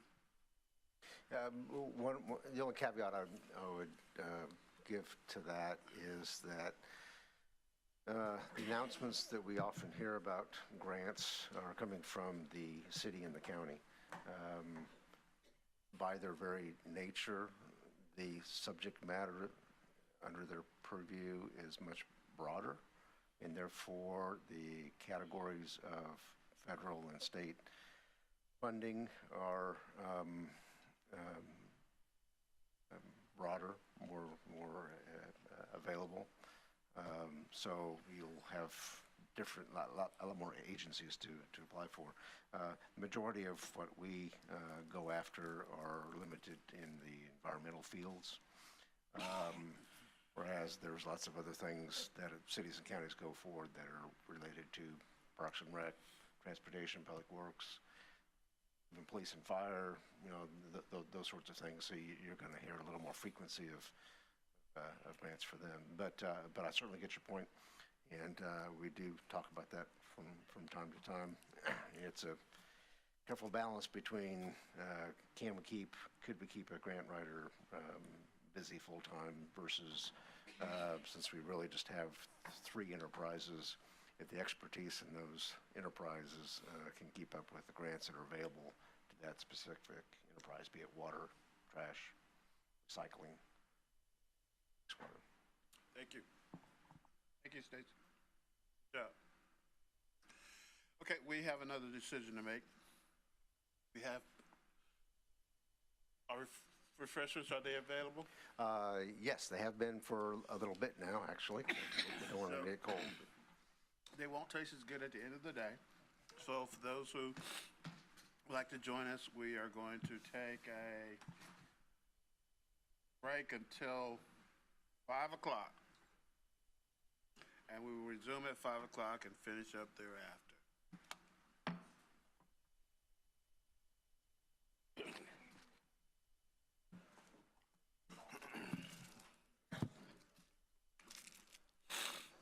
You all right? Yeah. Need some water? Allergies, Larry? I don't know. I think when I sit here too long, that's what happens. So I have to stand up and Didn't sound that bad yesterday, and you're here till 7, so. clear my throat. Maybe I need something to snack on. You have some stuff that you can take? They told me 2 months ago, about to turn 60 years old, never had allergies in my life. Yeah. And now I have allergies. I have that. I'm like, I've never had allergies. Where did that come from? Man, everybody's turning 60. What's going on? Yeah. It snuck up on us, but I'm happy to see it. Yeah, no joke, right?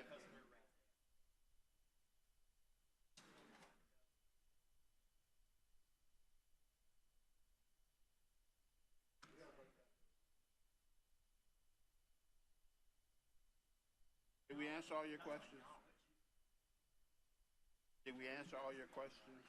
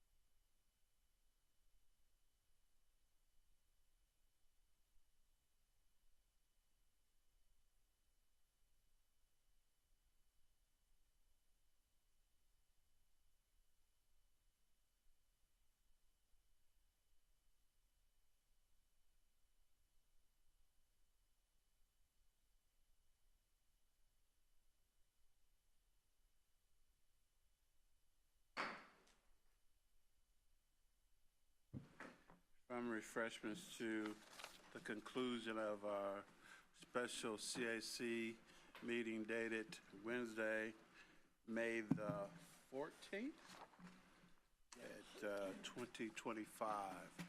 We have in the queue is our next speaker, Water Production Department, and he's ready to go, so we're ready for Mr. Tom Dawson. All right, thank you. I'm Tom Dawson. Like Mr. Williams said, I'm the Director of Water Production. And I wanted to first go through who our department is, what positions we have, that sort of thing. And on the screen, you can see almost half of our staff are water operators. We have 22. We got well mechanical maintenance, communications center, which is SCADA. Have 12 people in there, cross connection control, 5 people for a total of 46. License and certifications held. Pretty much almost everybody in our department has some sort of license or certification, whether that be water treatment plant operators or certified backflow prevention assembly testers. We have water distribution system operator license, and 16 of our staff have CDLs.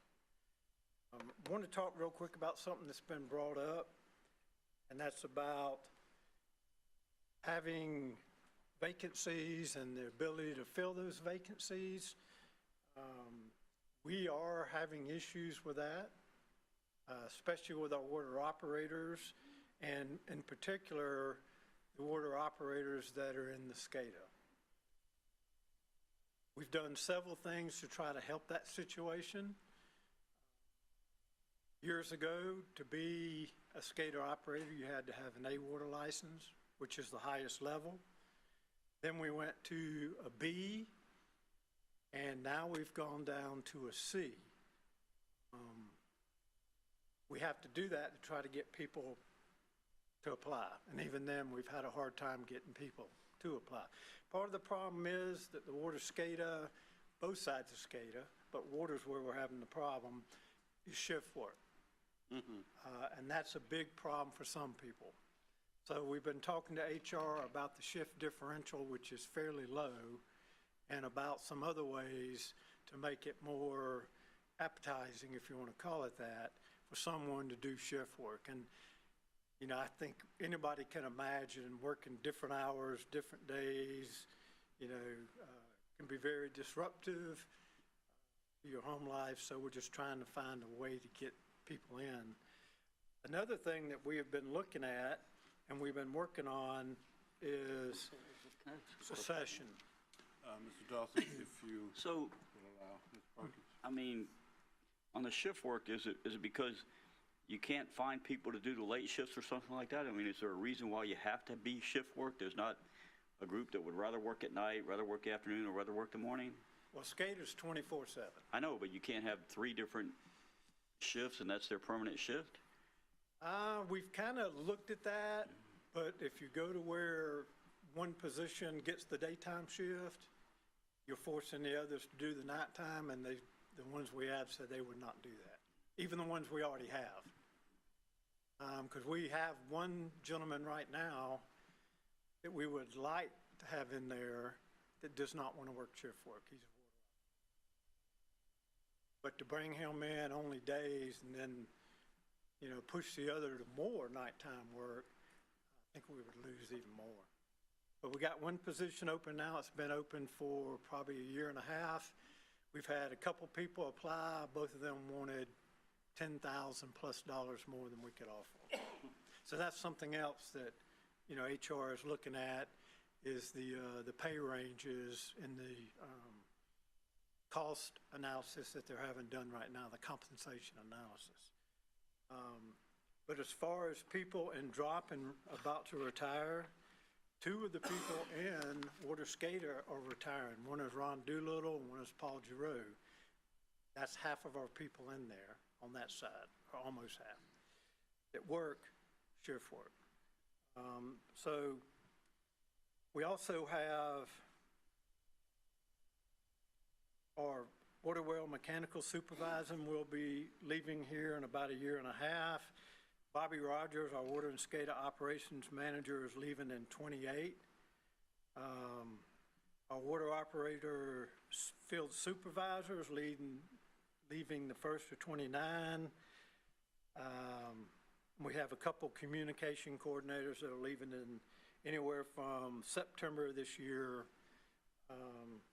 to a couple years. So that leaves the big void, obviously. So we're looking at ways to bring people in and bring them up to fill these positions, because out of the supervisor manager type of positions, 5 of the 7 will be gone in the next 5 years.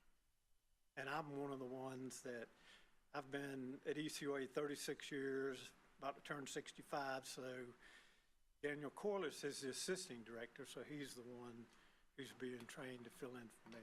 Another good 10, 15 years. Well, I tell you, Bobby Rogers, when he retires, is going to be a very difficult person to replace, and we got some young guys that are interested, and we're trying to, motivate them to stay long enough, because there's a lot of opportunity coming, and that's what we keep telling them.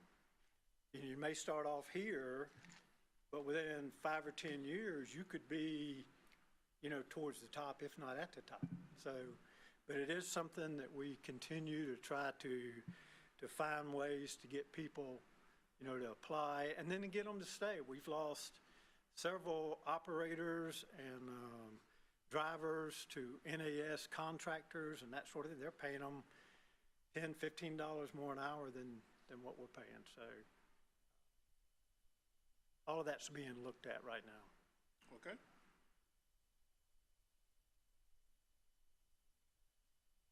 Activities and responsibilities. We have 30 water production facilities, which are permitted wells, 28 of which are in service with associated treatment. We have 8 ground storage tanks, 5 pump stations, 5 elevated water storage tank, and 3 major booster pump stations. We also have 2 small booster pumps in the distribution system. We mentioned SCADA, supervisory control and data acquisition. We have 2 sides to SCADA. One is the water side. Those are water operators, and they monitor our water system and can turn wells on and off. And then on the other side, we monitor the lift station and work with Jerry's group on, not just monitoring, but also getting information to them, and of course they go out and fix the issues. We also have cross-connection control. Backflow preventers, I think everybody knows in the last year or 2, we've had to shift the way we're doing the residential, and we're doing that now, and we'll talk about that a little bit more later. Our goals. Pretty much our goal is the same every year, and that is to provide high-quality water for consumption with quantities sufficient to meet their demand needs and fire protection. And in doing so, we want to display a high level of professionalism and cooperation in dealing with other ECUA departments, the agencies, the public, the consultants, and the folks that we work with. And we also strive to maintain 24/7 service at all times. Objectives: initiate and complete construction of improvements of capital improvement projects and renewal replacement needed to meet water demands, meet and surpass all primary and secondary water quality standards. That's an important one for us, because if you lose trust in getting an MCL violation or something such as that, you lose your customer's trust. It's hard to earn it back. So with that, we don't want any exceedances, none. And we've met that the last several years and are going to continue to strive to meet that. Continue providing accurate sampling and testing to meet all regulatory permit conditions and requirements.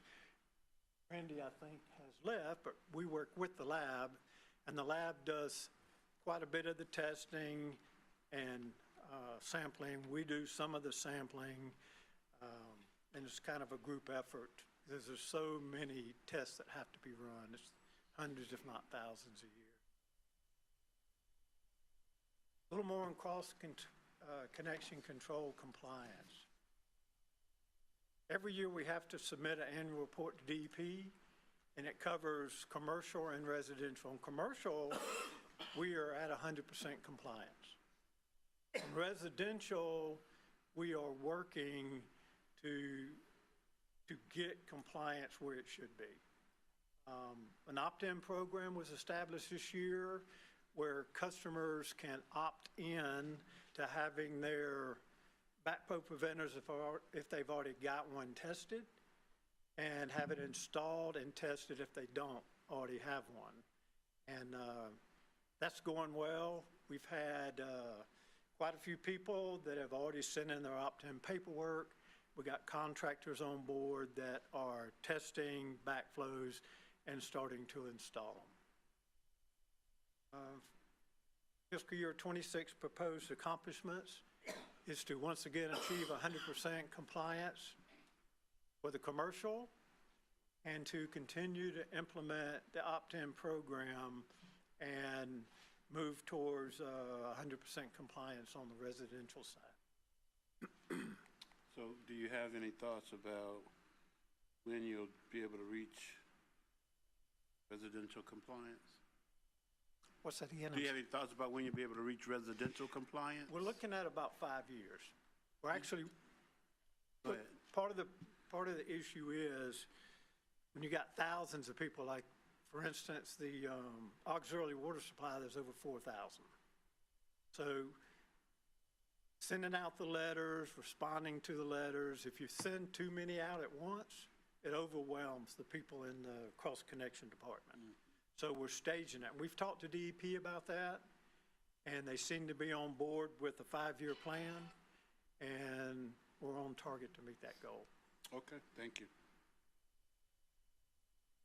One of the biggest things with our budget and with our workload is PFAS treatment.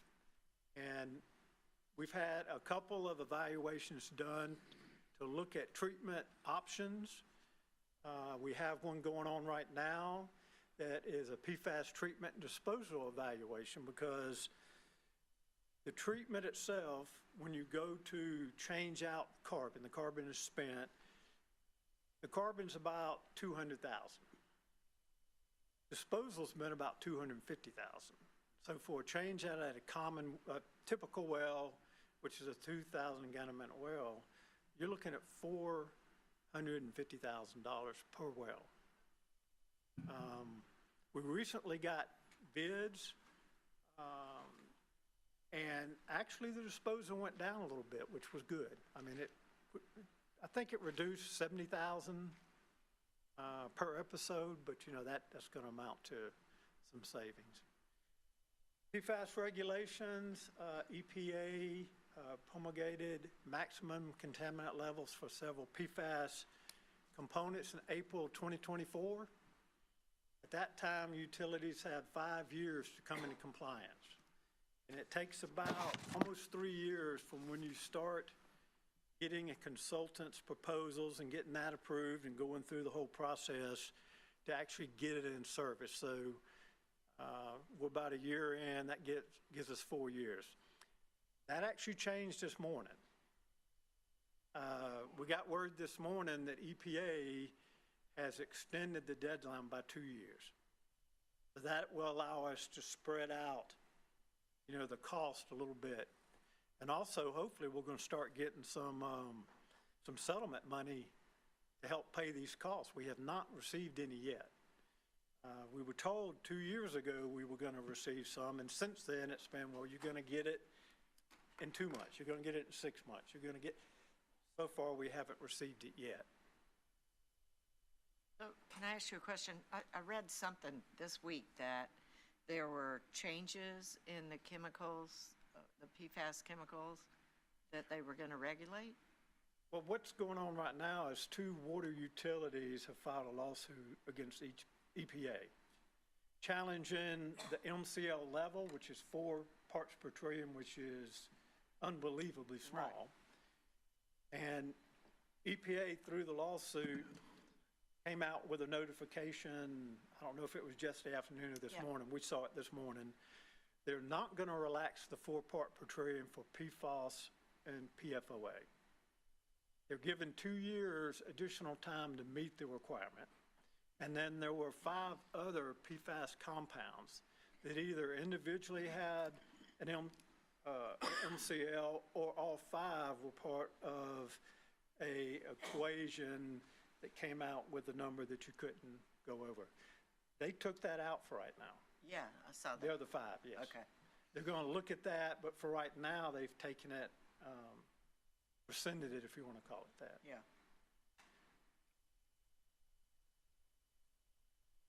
This graph is a representation on the left side, the pink and the light green are our wells. This graph shows where we're at on getting PFAS treatment in our system at the wells. The first 4 green ones at the top don't have to have it, based on the 4 parts per trillion. 2 of them non-detect, 2 are in the, I think the 1.5, 2 range. Next ones that are gray all the way across are where we already have PFAS treatment in place. And then there's 4 that have some gray where we have done, we've got a consultant on board. They've designed the plans and specs. On some of them, we've actually gone out for bids for the foundations. We've received bids on a couple of the projects.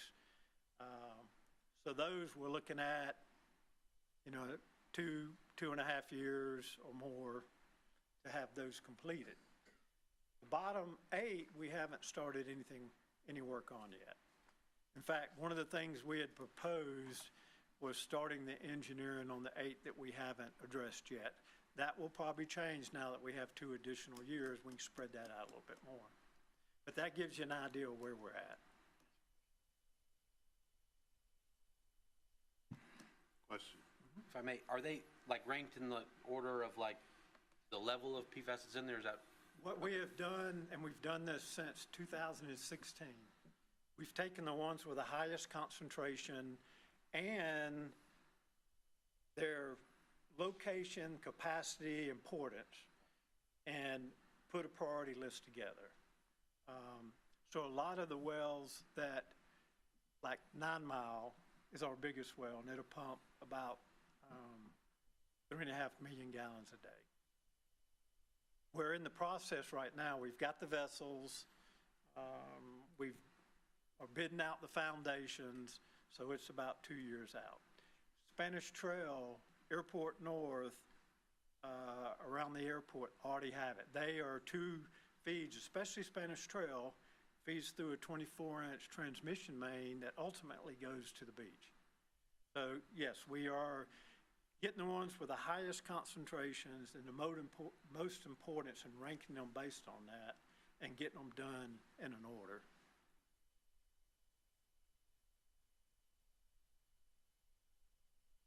Status of the FY25 proposed accomplishments.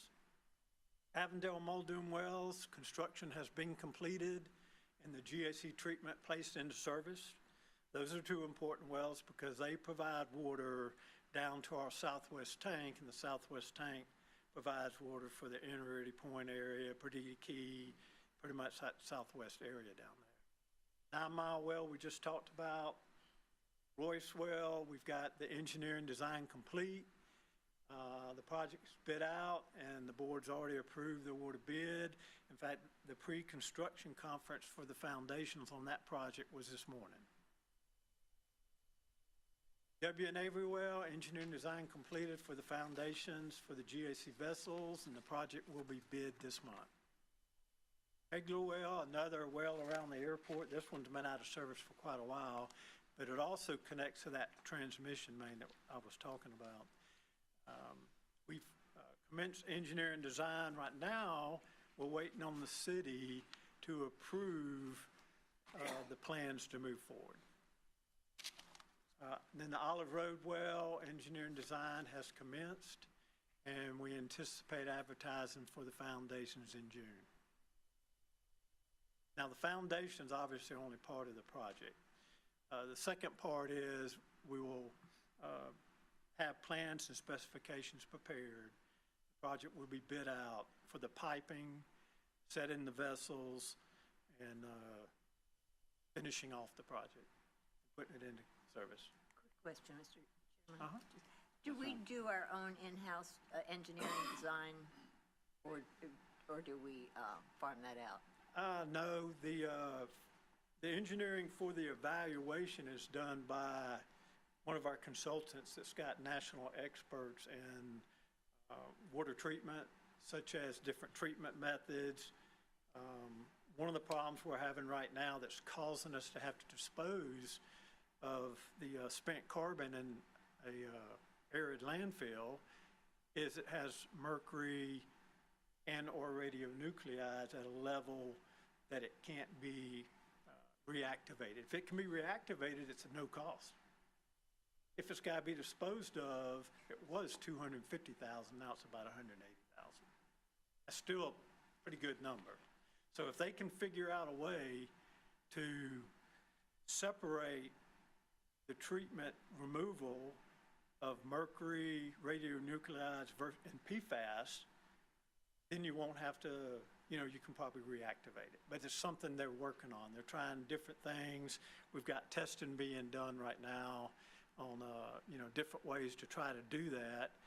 And, hopefully the results will show that we can somehow get away from that high disposal fee.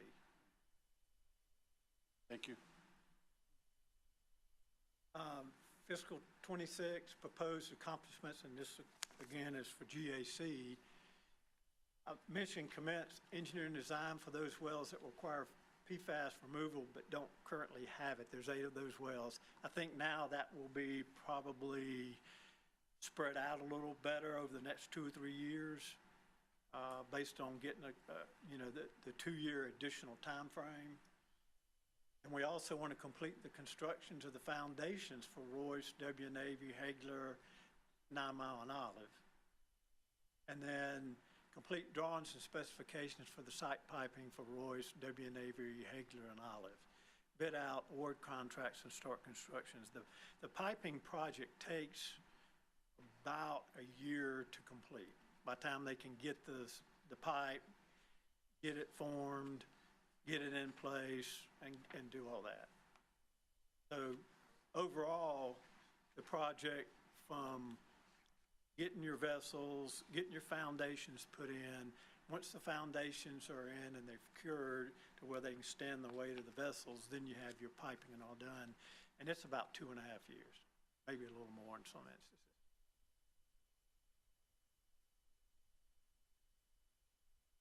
This is a cost, unfortunately, that's going to continue to go up. It's the cost of carbon exchanges. And right now we have 13 wells with PFAS treatment.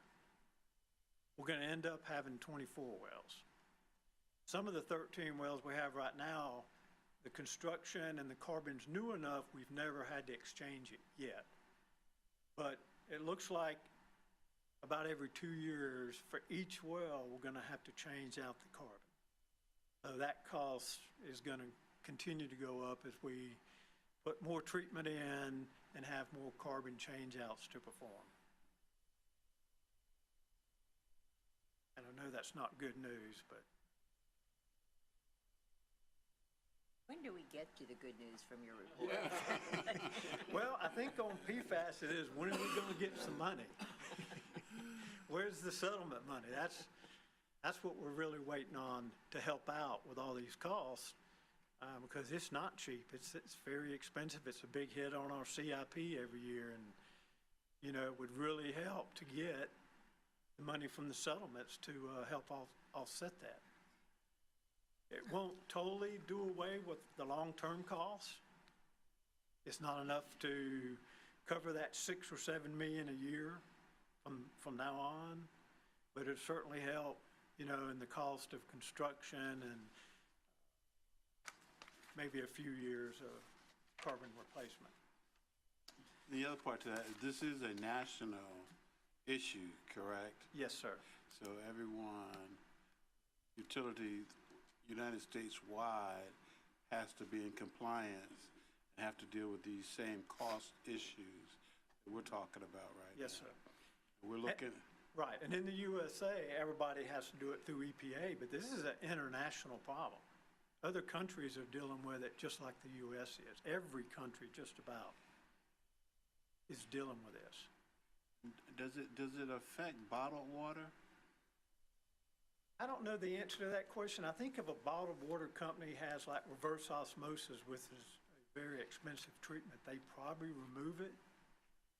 But I don't know, you know, if you get a reverse osmosis, let's say for your home, and you don't keep it maintained and things changed out, you know, at some point it would quit. But I would think the bottled water folks, if they have reverse osmosis, they probably are able to remove it. Another question, Mr. Last Jones. question. Just out of curiosity, so we've got those 4 wells that don't have to have any treatment. Is there any thought to looking for other places for, like, I mean, is it because of proximity, or what is it, how do those? No, that's an excellent question, because most people associate PFAS with military or airports. And certainly we're seeing that. Our highest concentrations are around the airport. In fact, we just had to abandon a well at Bronson Field because of it. However, only 2 of our wells in our whole system are non-detect. So you got fire stations that train with the chemicals to put out fires and that sort of thing. We do have a couple wells up at the CWRF.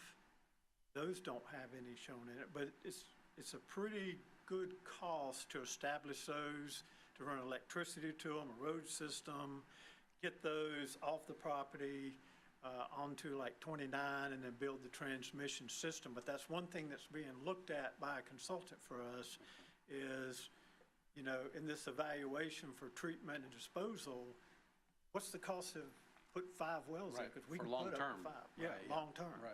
So that's part of what's being looked at. Thank you. Good question. Optimization projects, we've been working with the Corps of Engineers on a planning assistance to state project.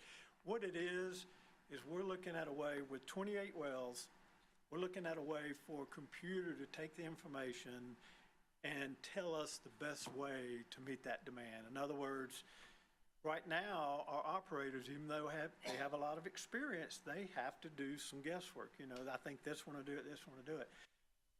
And we may be running a well or 2 we don't need to run.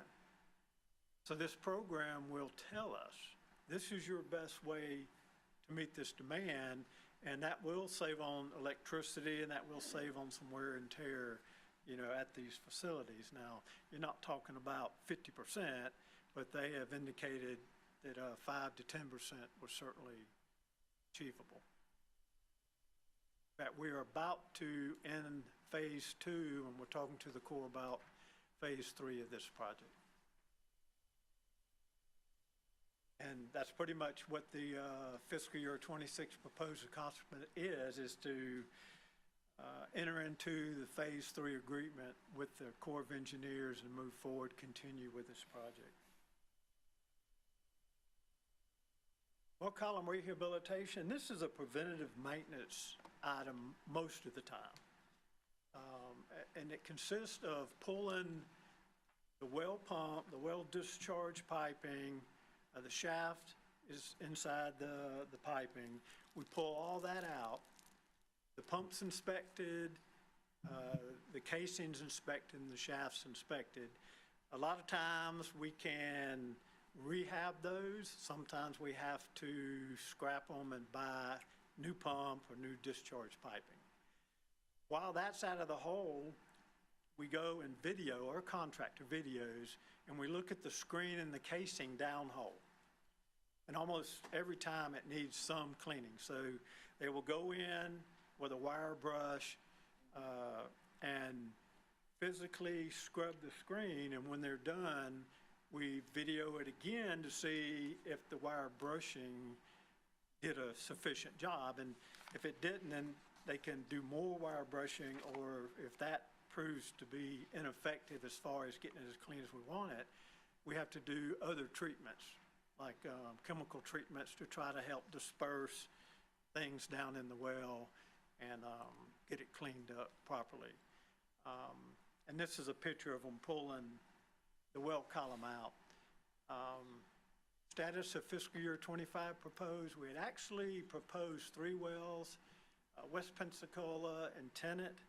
We had also proposed Kingsfield, but due to a problem we had at a well up there in the vicinity of Kingsfield, we could not pull it. We had to have it. And so fiscal year 26 proposed accomplishments is the full rehabilitation of plant number 6 well and Kingsfield well. And we actually just got through doing our Royce well, and we took some video and pictures, and if anybody's ever interested to see from start to finish what's downhole, what it looks like, what we do to clean it, and all that, you know, we can certainly put something together for you. Water treatment facility replacement. We have several older buildings, block buildings where chemicals, electrical, and stuff are in the same room. As we can, we try to upgrade those facilities, replace them. We're looking at doing Cantonment Well and Hagler this year. Hydraulic modeling, status of fiscal year 25 proposed.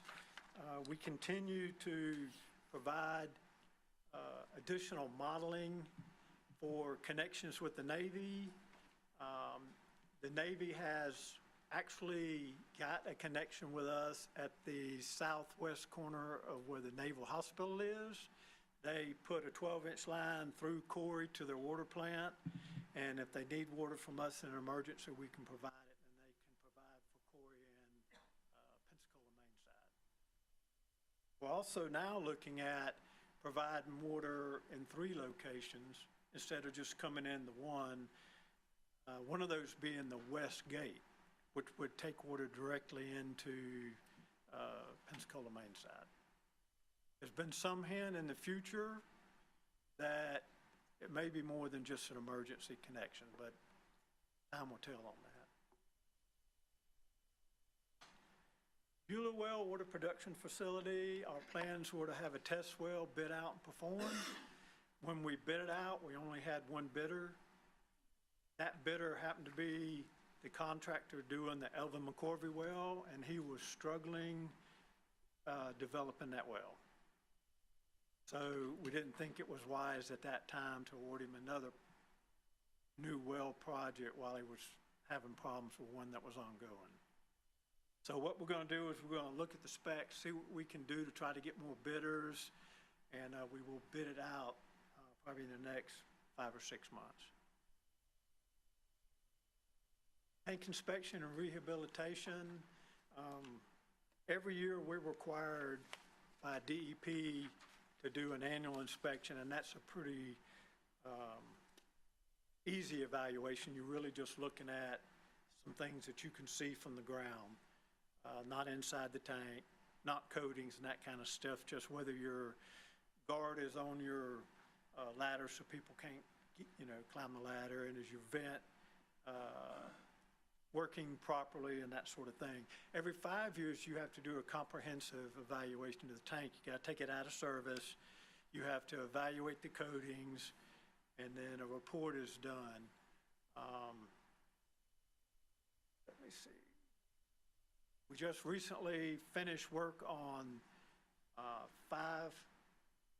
6 tanks.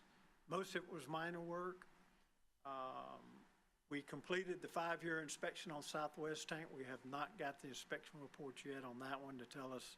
We don't think it's going to be anything major on it. Ma'am? southwest tank is the one that's kind of in the swamp by itself before you get to Bauer on Sorrento. Yeah. It's a 3 million gallon tank.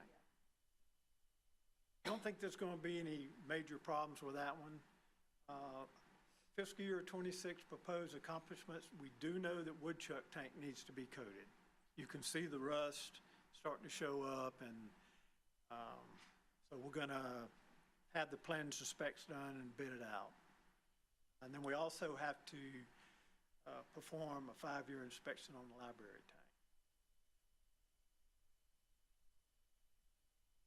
tank. Mr. Williams, you asked about Evan McCorvey Memorial Water Production Facility. The existing tank has been removed. The new tank has been built. It's completed. The well is done. Unfortunately, it took the well contractor almost a year longer than it was supposed to.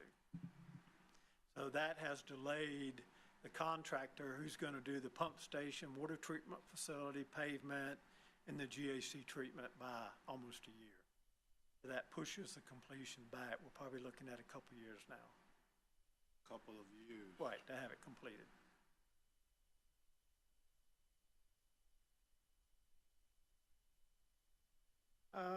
As far as our chemicals, bagged lime continues to go up. As you can see, it continues at a significant rate, 15 to 20% is what it's been in the past. We're actually looking at ways to get around using bagged lime, which is going to a slurry and delivering the slurry to each well site instead of utilizing bagged lime, because the bagged lime causes a mess. It's a problem on our employees as far as lifting 50-pound bags. So we're really looking at going to that. Once it's in place at every well, it'll pay for itself, it looks like, in about 5 to 7 years, and then after that, you save money. So something we're working on. As far as the other chemicals, chlorine and orthophosphate, their costs stayed stable. They didn't go up, which is good because they both had gone up in the past. So our operating budget proposed for fiscal year 2026 is $10,034,660. That's a 3.7% increase.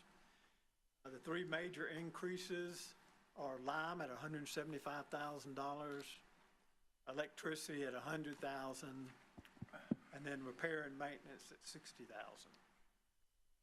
One thing about the electricity is that was based on some early information we got of a increase in the 3.5 range, and it appears, and I looked at Jerry, he knows FPL's plans probably better than I do, but yeah, I was about to say there's been some word they've asked for a significant rate hike.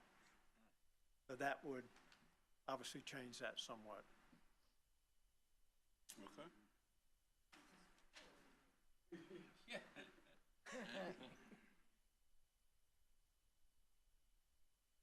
Yeah, what do you do? Yeah. And that's the end of the presentation. If anybody has additional questions? Yes, we have questions. Mr. Stevens? And I just got just a quick one, Tom. Operating budget, last page, 3.7% increase. And then you said that we got the three major increases consist of the lime, electricity, repair, and maintenance. But I don't see payroll on here, so when you open the discussion, you anticipated some of our questions. Usually my one, I ask each one of the department heads, and I appreciate you for preempting that question was, how many folks from the drop program due to retire, and then how many vacant positions you have. So thank you for answering that up. Question, then you, as you elaborated on the fact that you guys are hitting kind of critical mass. Seems like you and Gabe's departments both are short-handed on folks. And then you're talking about competing against the private sector and the public sector as far as for qualified people, which we all are, even the private sector we're competing against. We've talked to HR, and with the compensation study that's underway right now, some of the salary ranges is going to have to change if we're going to compete. Yeah, and I 100% agree, which is why I'm asking, is that included in this, in your budget request? It is not in this budget request. Okay. One thing we're going to see, though, on the budget for personnel, as people retire, most of them are at the top of their range. When somebody comes in, we may not be able to hire them in at the bottom of the range, but they're not going to be at the top. So the problem's probably not going to be the money to fill those positions. It's going to be finding the people that we can, hire, educate, and Sure. then But what you're alluding to, those are unicorns. Those folks are unicorns, and so we're looking at hiring, and so is everybody else is looking at hiring those same people. So again, it's going to boil down to pay and compensation. So correct. I would suggest that you, again, after Mr. Woody and staff continue to do the evaluation, because this board needs, kind of a comprehensive plan going forward, because what I don't want to have a situation happen is when you come to us after this budget's been passed and say, well, we had so-and-so retired, this person left, we've already hit massive critical red lights right now, and we're going to have to bring in some people no matter what the cost, or we're going to start jeopardizing potential operations. And so I would just encourage you to and I appreciate you being frugal with ECUA and ultimately the ratepayers' money and budget. I very much appreciate that, but I want to be realistic as well. And I'm not saying ask for more money, but it kind of looks like you need to ask for some more money to Well, Did you say that? listen. And we're on the record. you don't know what the compensation study is going to. Yeah, I can add some comments to that when the time comes. Okay. Were you finished with your question, Mr. Stevens? Yes, sir. Thank you, Tom. Yeah, I don't want to interrupt an ongoing, but I don't want some speculation to be thrown out there only for me to have to turn right around and bring it back. Sure, Mr. Woody. The compensation plan is currently ongoing. Senior staff are still reviewing some implementation issues, so it hasn't been rolled out to beyond really just the immediate deputy executive directors and finance and HR at the moment. We do have a large placeholder in the budget to cover what we believe would be the top end if supported by the board. So fears associated with additional costs for this compensation plan, there already is a placeholder in the budget for that. Those get rolled out to the individual departments during deployment.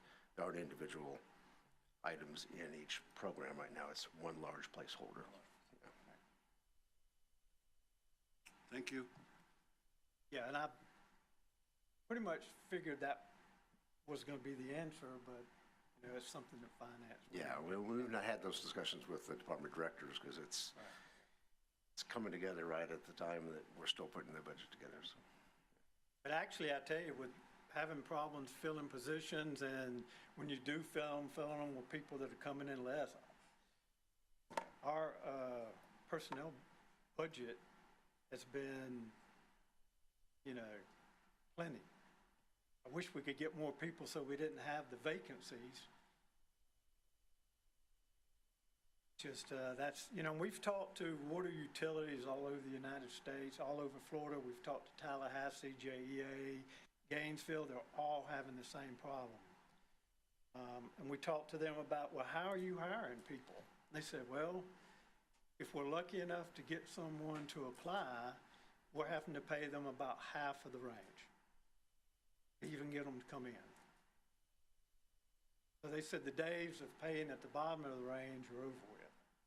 But even at half the range, you're replacing somebody that's normally at the top of the range. Now, the question is, with, like you say, the compensation study, that range will change, and then, it has to be addressed through the money that's in that pot for that. I guess the best way to put it. Okay, thank you. Ms. Campbell? So what's the entry-level pay for your department? It is different, but I'll tell you real quick what it is. If I can get to it. Let's see. An approximate's fine. I did bring it, so it's Okay. a senior water operator That's not SCADA. It's from $47,860 to $78,956. But we'll look at SCADA, which is where the real problem is.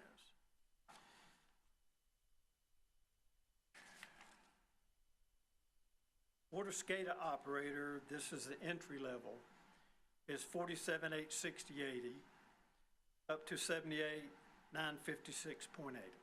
And are there just not enough qualified people out there, or? It's both. There's not near as many water operators available as there used to be. When we advertised for a water operator, we'd get 8 applicants. Now, in a year and a half we've had this open, we've had 2. One got a job before we could interview them. The other one wanted $10,000 more than we had budgeted and had offered.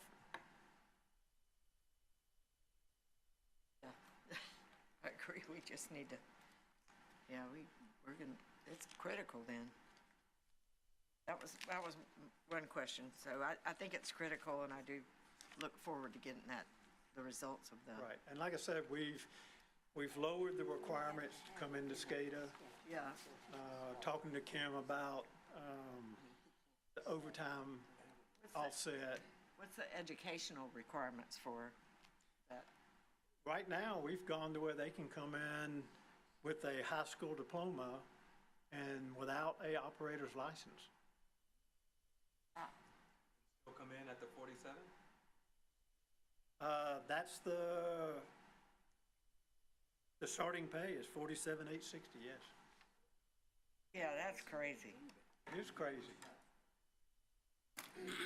And Yeah, I even mean, after we we've need to- lowered that, we're not getting people applying. But we are getting into the colleges. We've had classes from UWF come to a well site. We've gone through the water treatment facility, tried to talk them into coming into the water wastewater side. Unfortunately, they were mechanical. What But about we did the- have a couple interests, but What about the West Florida High School? we've talked to some of the high schools. We've had, I think one high school class came and toured a well site and all, and like I said, we're getting with Natalie and them and talking about ways to even get into the elementary schools. The Groundwater Association offers a sponsor-type situation where they give you an aquifer kit, and the elementary school kids put together this kit with different soils and stuff and learn, you pour dirty water in the top, what comes out the bottom as it filters through those layers of sand and that kind of stuff. Something to get them interested. On the disposal, do we know why that went down on the disposal of carbon? We talked to Calgon, and they streamlined their process for taking the carbon and delivering it to Idaho. That's what they told us. What they were doing before didn't make a lot of sense to us anyway, but they were taking it back to Pennsylvania and then Taking it down. changing to a different truck or whatever, and then driving to Idaho, which, makes sense. And I think they did that so they could test it when they got up there. Well, now they're testing it before it even, we're testing before it even comes out of those vessels, so they know, whether it has to go to subarid landfill or if they can reactivate it. Unfortunately, we haven't had one that could be reactivated now, and I guess it's been 3 or 4 years. My last question is on the tank inspections and rehab. Does this include the painting of so do we have the Perdido tank in there for repainting? We've been looking at Perdido tank. It doesn't have the same type of coating system because it's a concrete tank as the elevated tanks. The still elevated tanks are the ones that the coating issues tend to come up on more. Like the woodchuck, if you go look and see where it's starting to rust around crevices. I'm getting calls like every other day. We've talked about that a little bit.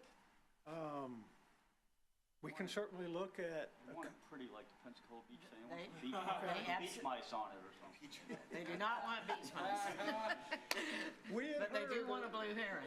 we had heard that there's been some talk about Yeah, they're, painting that tank, and that's great. Yeah. We pressure wash it, but with it being a concrete tank, even with the coating that's on there, it's got pores.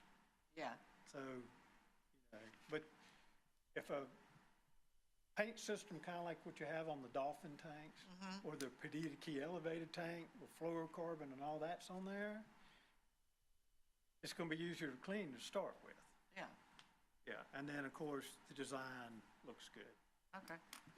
All right, just making sure somebody has brought it to you, because they're running my phone off the hook with that thing. I think we pressure wash our I think ground. it's because when you fix the cracks, because I have to admit, I came out of Publix and I was like, ooh, but it was just because the cracks had the stuff on there and everybody's just noticing it now, where they didn't notice it before. Thank you. That's all my questions.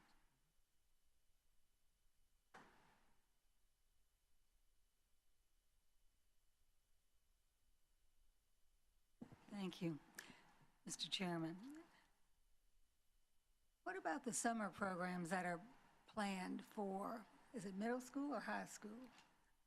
Anyway, the summer programs that are being planned. It is high school, I think, and we are actually looking at doing that. Well, I hope you do. I'm trying to make sure we have something, for them to stay occupied and do, but I think we can have them do some filing rearrangements and that kind of stuff, but we are looking at that. Would National Geographic have any suggestions to give for a summer program? I know they have a website for teachers, We could check and and they're see. very ecologically minded now.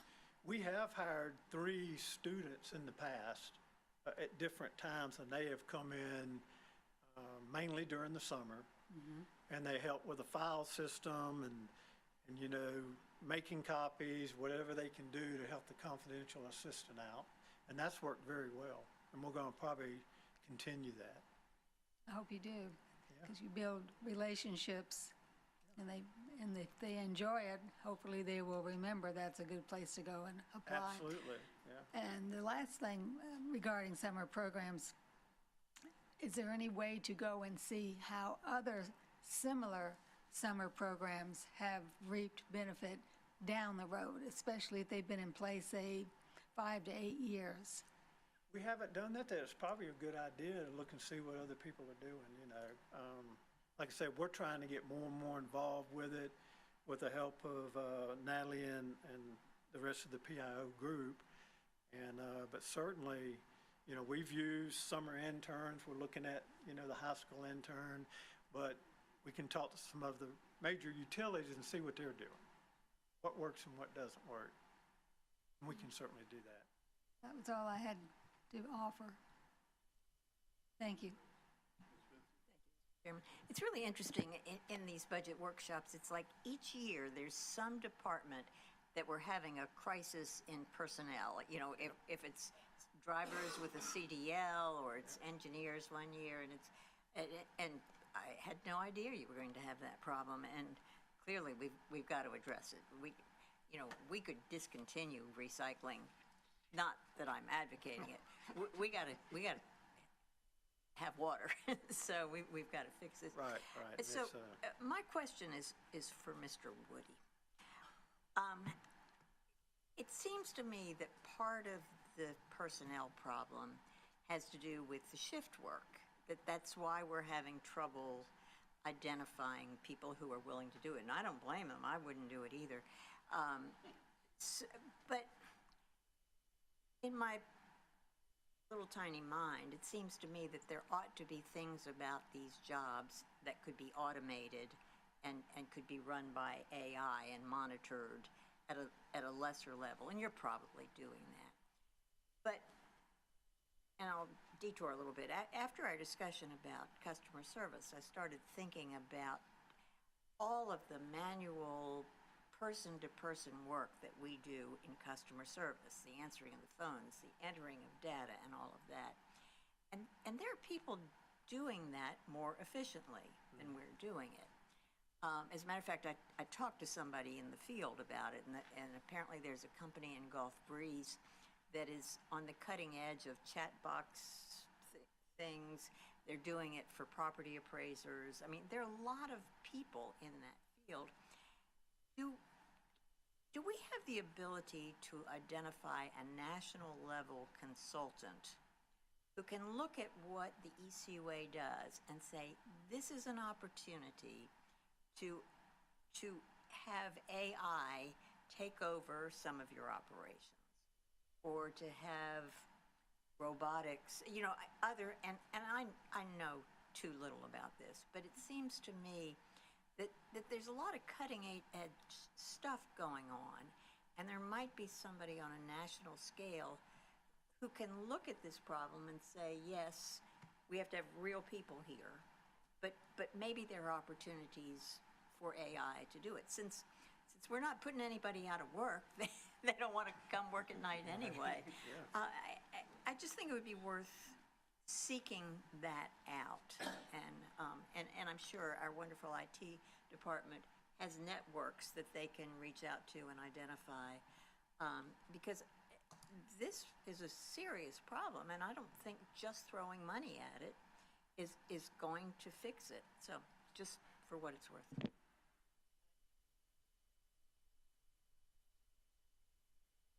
Okay, Dr. Manuzzo? Thank you, Mr. Chairman. Quick question. Enlighten me about the procedures, the process for handling, how does the chlorine get into the water? How is it handled? Is there hazmat? Do the workers gear up in hazmat thing to handle the chlorine? We have a very stringent SOP that all of our employees have to read, they have to sign, we train them, they use PPE, they have fit tests to make sure the PPE works properly. We've had some that had facial hair, and we told them, you got to cut your facial hair because it won't seal, and that's a safety thing. But we're pretty stringent on what we allow workers to do, and it's very detailed. When you get to that site, even before you go on that site, what do you see? What do you smell? Do you smell chlorine? Do you see, if you see a blue-green gas, they are to immediately call 911. Because, obviously that's a hazard. If none, right. I might add, or ask you to add about the test equipment we have for sensing leaks, both inside, and there's SCADA-related alarms that go back to SCADA, and there's light alarms on the outside of the building before they even open the building as well. Yeah. What I just mentioned is the very first stage. The second thing is, like Mr. Rudy was saying, you look to see if the light next to the chlorine room is on, which would indicate a leak. But that's not enough. What if there's a malfunction of the light? Then they have to go into the instrumentation room, talk to SCADA. Let SCADA know they're there. Hey, do you see any problems? That's the next step. Then we have a window from our instrumentation electronic room that looks into the chlorine room before they go in there. What do you see? Do you see something inside? And then only when all that checks out, they can go and open the door. But in case somebody doesn't follow it, there are some things that also they have to follow. If they go and let's say someone doesn't do what they're supposed to, they open the door, they go in without checking it, and they fall down on the floor, overtaken by chlorine gas. The worst thing somebody can do is go in there and try to get them, because then you're going to have two people on the floor. So is it essentially the same process, and I know this is a moot point at this juncture, and that was how fluoride was handled also, in the same way with the suits, and do they have essentially a biohazard suit similar to what they wear for chlorine? Well, or is it less stringent? It's less dangerous than chlorine. Chlorine is the most dangerous Okay. chemical we work with. All right. But they still use gloves and that sort of stuff, masks, That's around the other that's the chemicals. crux of my question. Right. Because I'm just, Right. No, Yeah, for everything we use, even with lime, they use a face mask for the dust and goggles and that sort of thing. thank you for that. I just have a comment on the whole process here. I've learned a great deal from all the input and whatnot, and I appreciate that. I appreciate the presentations. It seems that there are kind of questions that a dashboard would be helpful, so that we're not finding out about a problem once a year when the budget process happens, but there's a dashboard of how many openings do you have or whatnot that could be done on a monthly basis, like we have a dashboard on the water production. So we might consider dashboard for some key metrics. I'm not talking about a whole bunch of things, but you were surprised by and concerned by the number of, was it 40%, and I don't know, the FMLA, or I don't even know the acronym for that, but the burnout or whatnot. If these things were brought up on a monthly basis, I mean, this was a budget review, and I think at times we got into, it became a problem-solving conference, and maybe those two have to be separated. If we want to have a problem-solving meeting, we do it separately from the budget, because, no, again, appreciate the information, and maybe it just bubbles up in advance so that we're not at a red flag in a crisis situation. Thank you.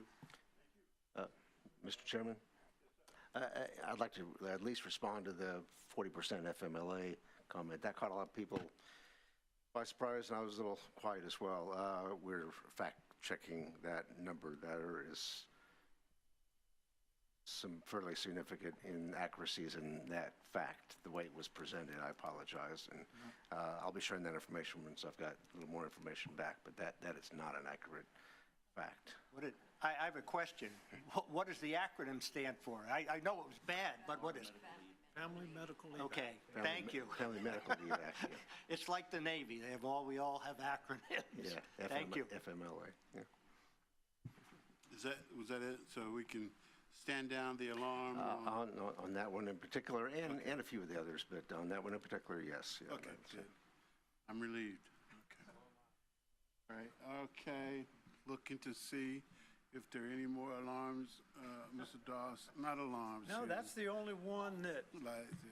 that we've had in a while, quite frankly, and it did not used to be a problem even a couple years ago. All of a sudden, not just in the state of Florida, but nationwide, there's a shortage of water operators. So we are talking to HR, we're talking to colleges, high schools, everything we can do. Obviously, there's more we can look into, but to try to get people here, but as importantly, keep them here. Because when this first started, we hired some, and they were here 3 weeks, 4 weeks, and got hired by somebody else for $10,000 more. And that's what they quoted us as being the reason they left. So some of it is compensation, Okay, Ms. Just for the sake of that Kim. conversation, I think one of the biggest things in Florida right now is we don't have affordable housing at all. I mean, I'm sorry, you can't make $40,000 a year and live in this, even in Pensacola, Florida, which used to be, a great place to live. You could make $50,000 a year and live very comfortably, but now that's done. That's over. That's not the way it is anymore. You can't, with the cost of insurance, with the cost of medical, it is ridiculous here. And the access to care here is terrible, which that's what scared me the most about fluoride. I'm just going to say it out loud, was access to care, because we don't have access to care here. I had a kid that took his baby to Daphne because he had to wait till October for an appointment, and he could get it in Daphne the next day. So medical care here is not where it should be, and insurance costs are high for your house, for your car, for your person, and medical, whatever. And it's crazy because across the line in Lillian, Alabama, it's not the same. So I understand why I wouldn't want to move here if I was a young kid getting out of college and go to work in Florida. It's hard. It's hard to make ends meet. Housing is ridiculous. I heard earlier someone say, could you hire people that were daytime, nighttime? That's something that could always be looked at for someone who wants to do shift work, make it a lot more advantageous for them to work at night. You know, maybe, a different position, different pay grade for somebody to work the night shift. And then the people that don't want to work shift at all, you could still possibly get in, but that's something we'd have to look at and see. It's certainly worth looking at, though.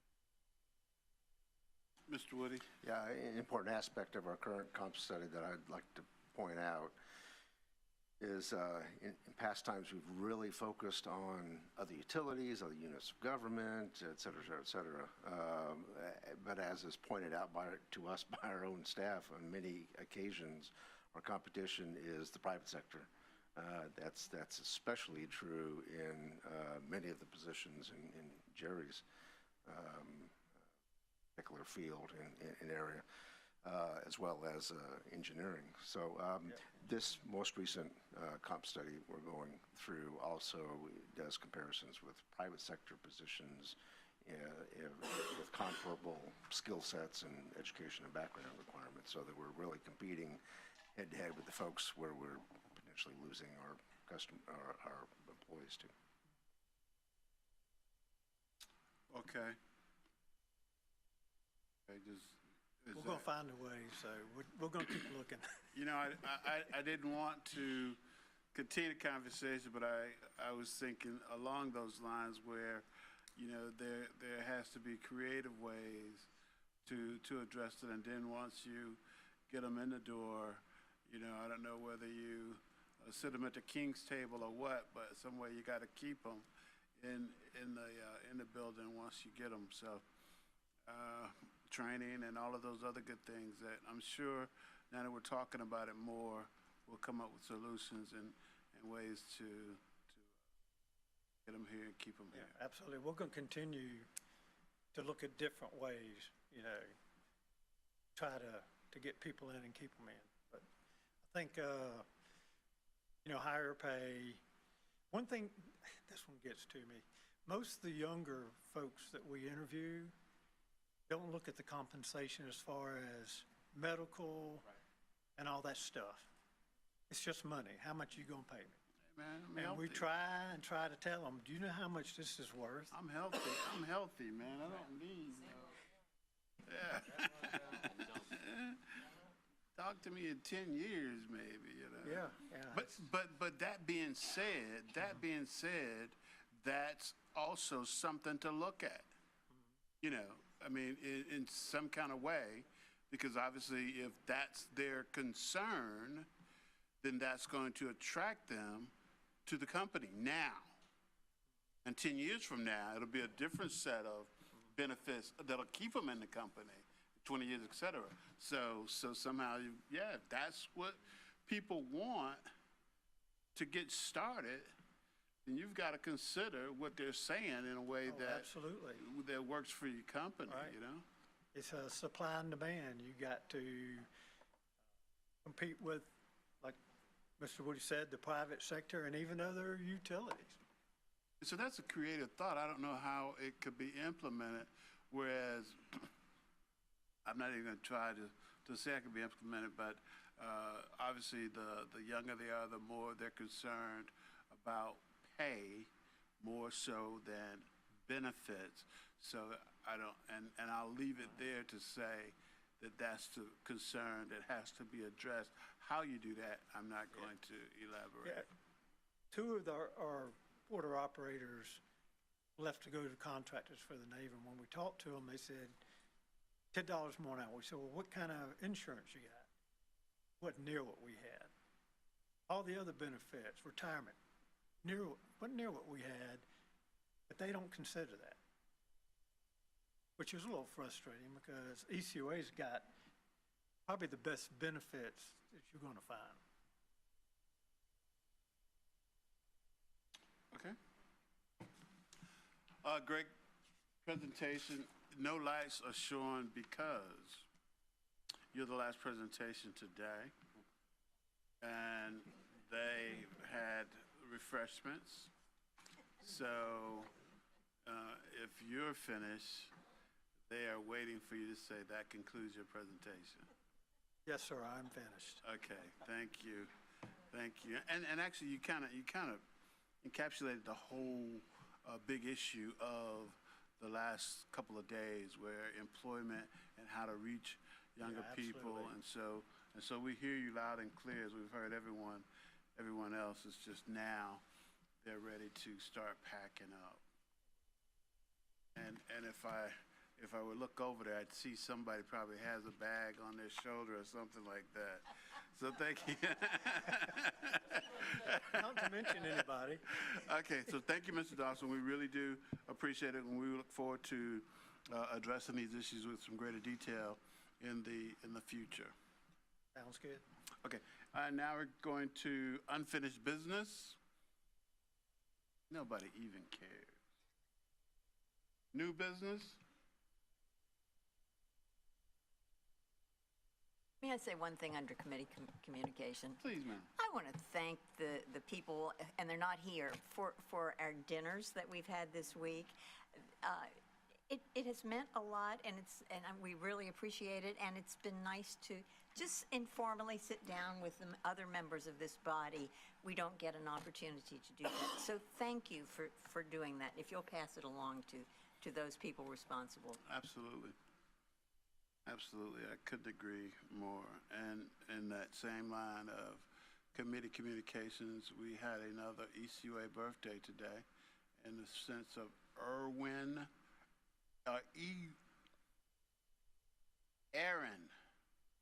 Tilly. That's right. So let her know we at the CIC committee wished her a happy birthday. She's our GIS manager. Is that right? You know, I thought that was like a mysterious group because I have not seen anybody from GIS. So, okay. That's good. That's good to know. Tell her we thought about it like that today. Now we're proceeding to open forums. No pink slips. So we are proceeding to have a motion. This is hilarious, right? We have a motion from Ms. Campbell. It's moved by Mrs. Campbell, seconded by the committee at whole, Ms. Benson, Mr. Brown, and Ms. Ritz, to close, and the vote is unanimous, I detect? To go home. All right, so this concludes today's session. Funny.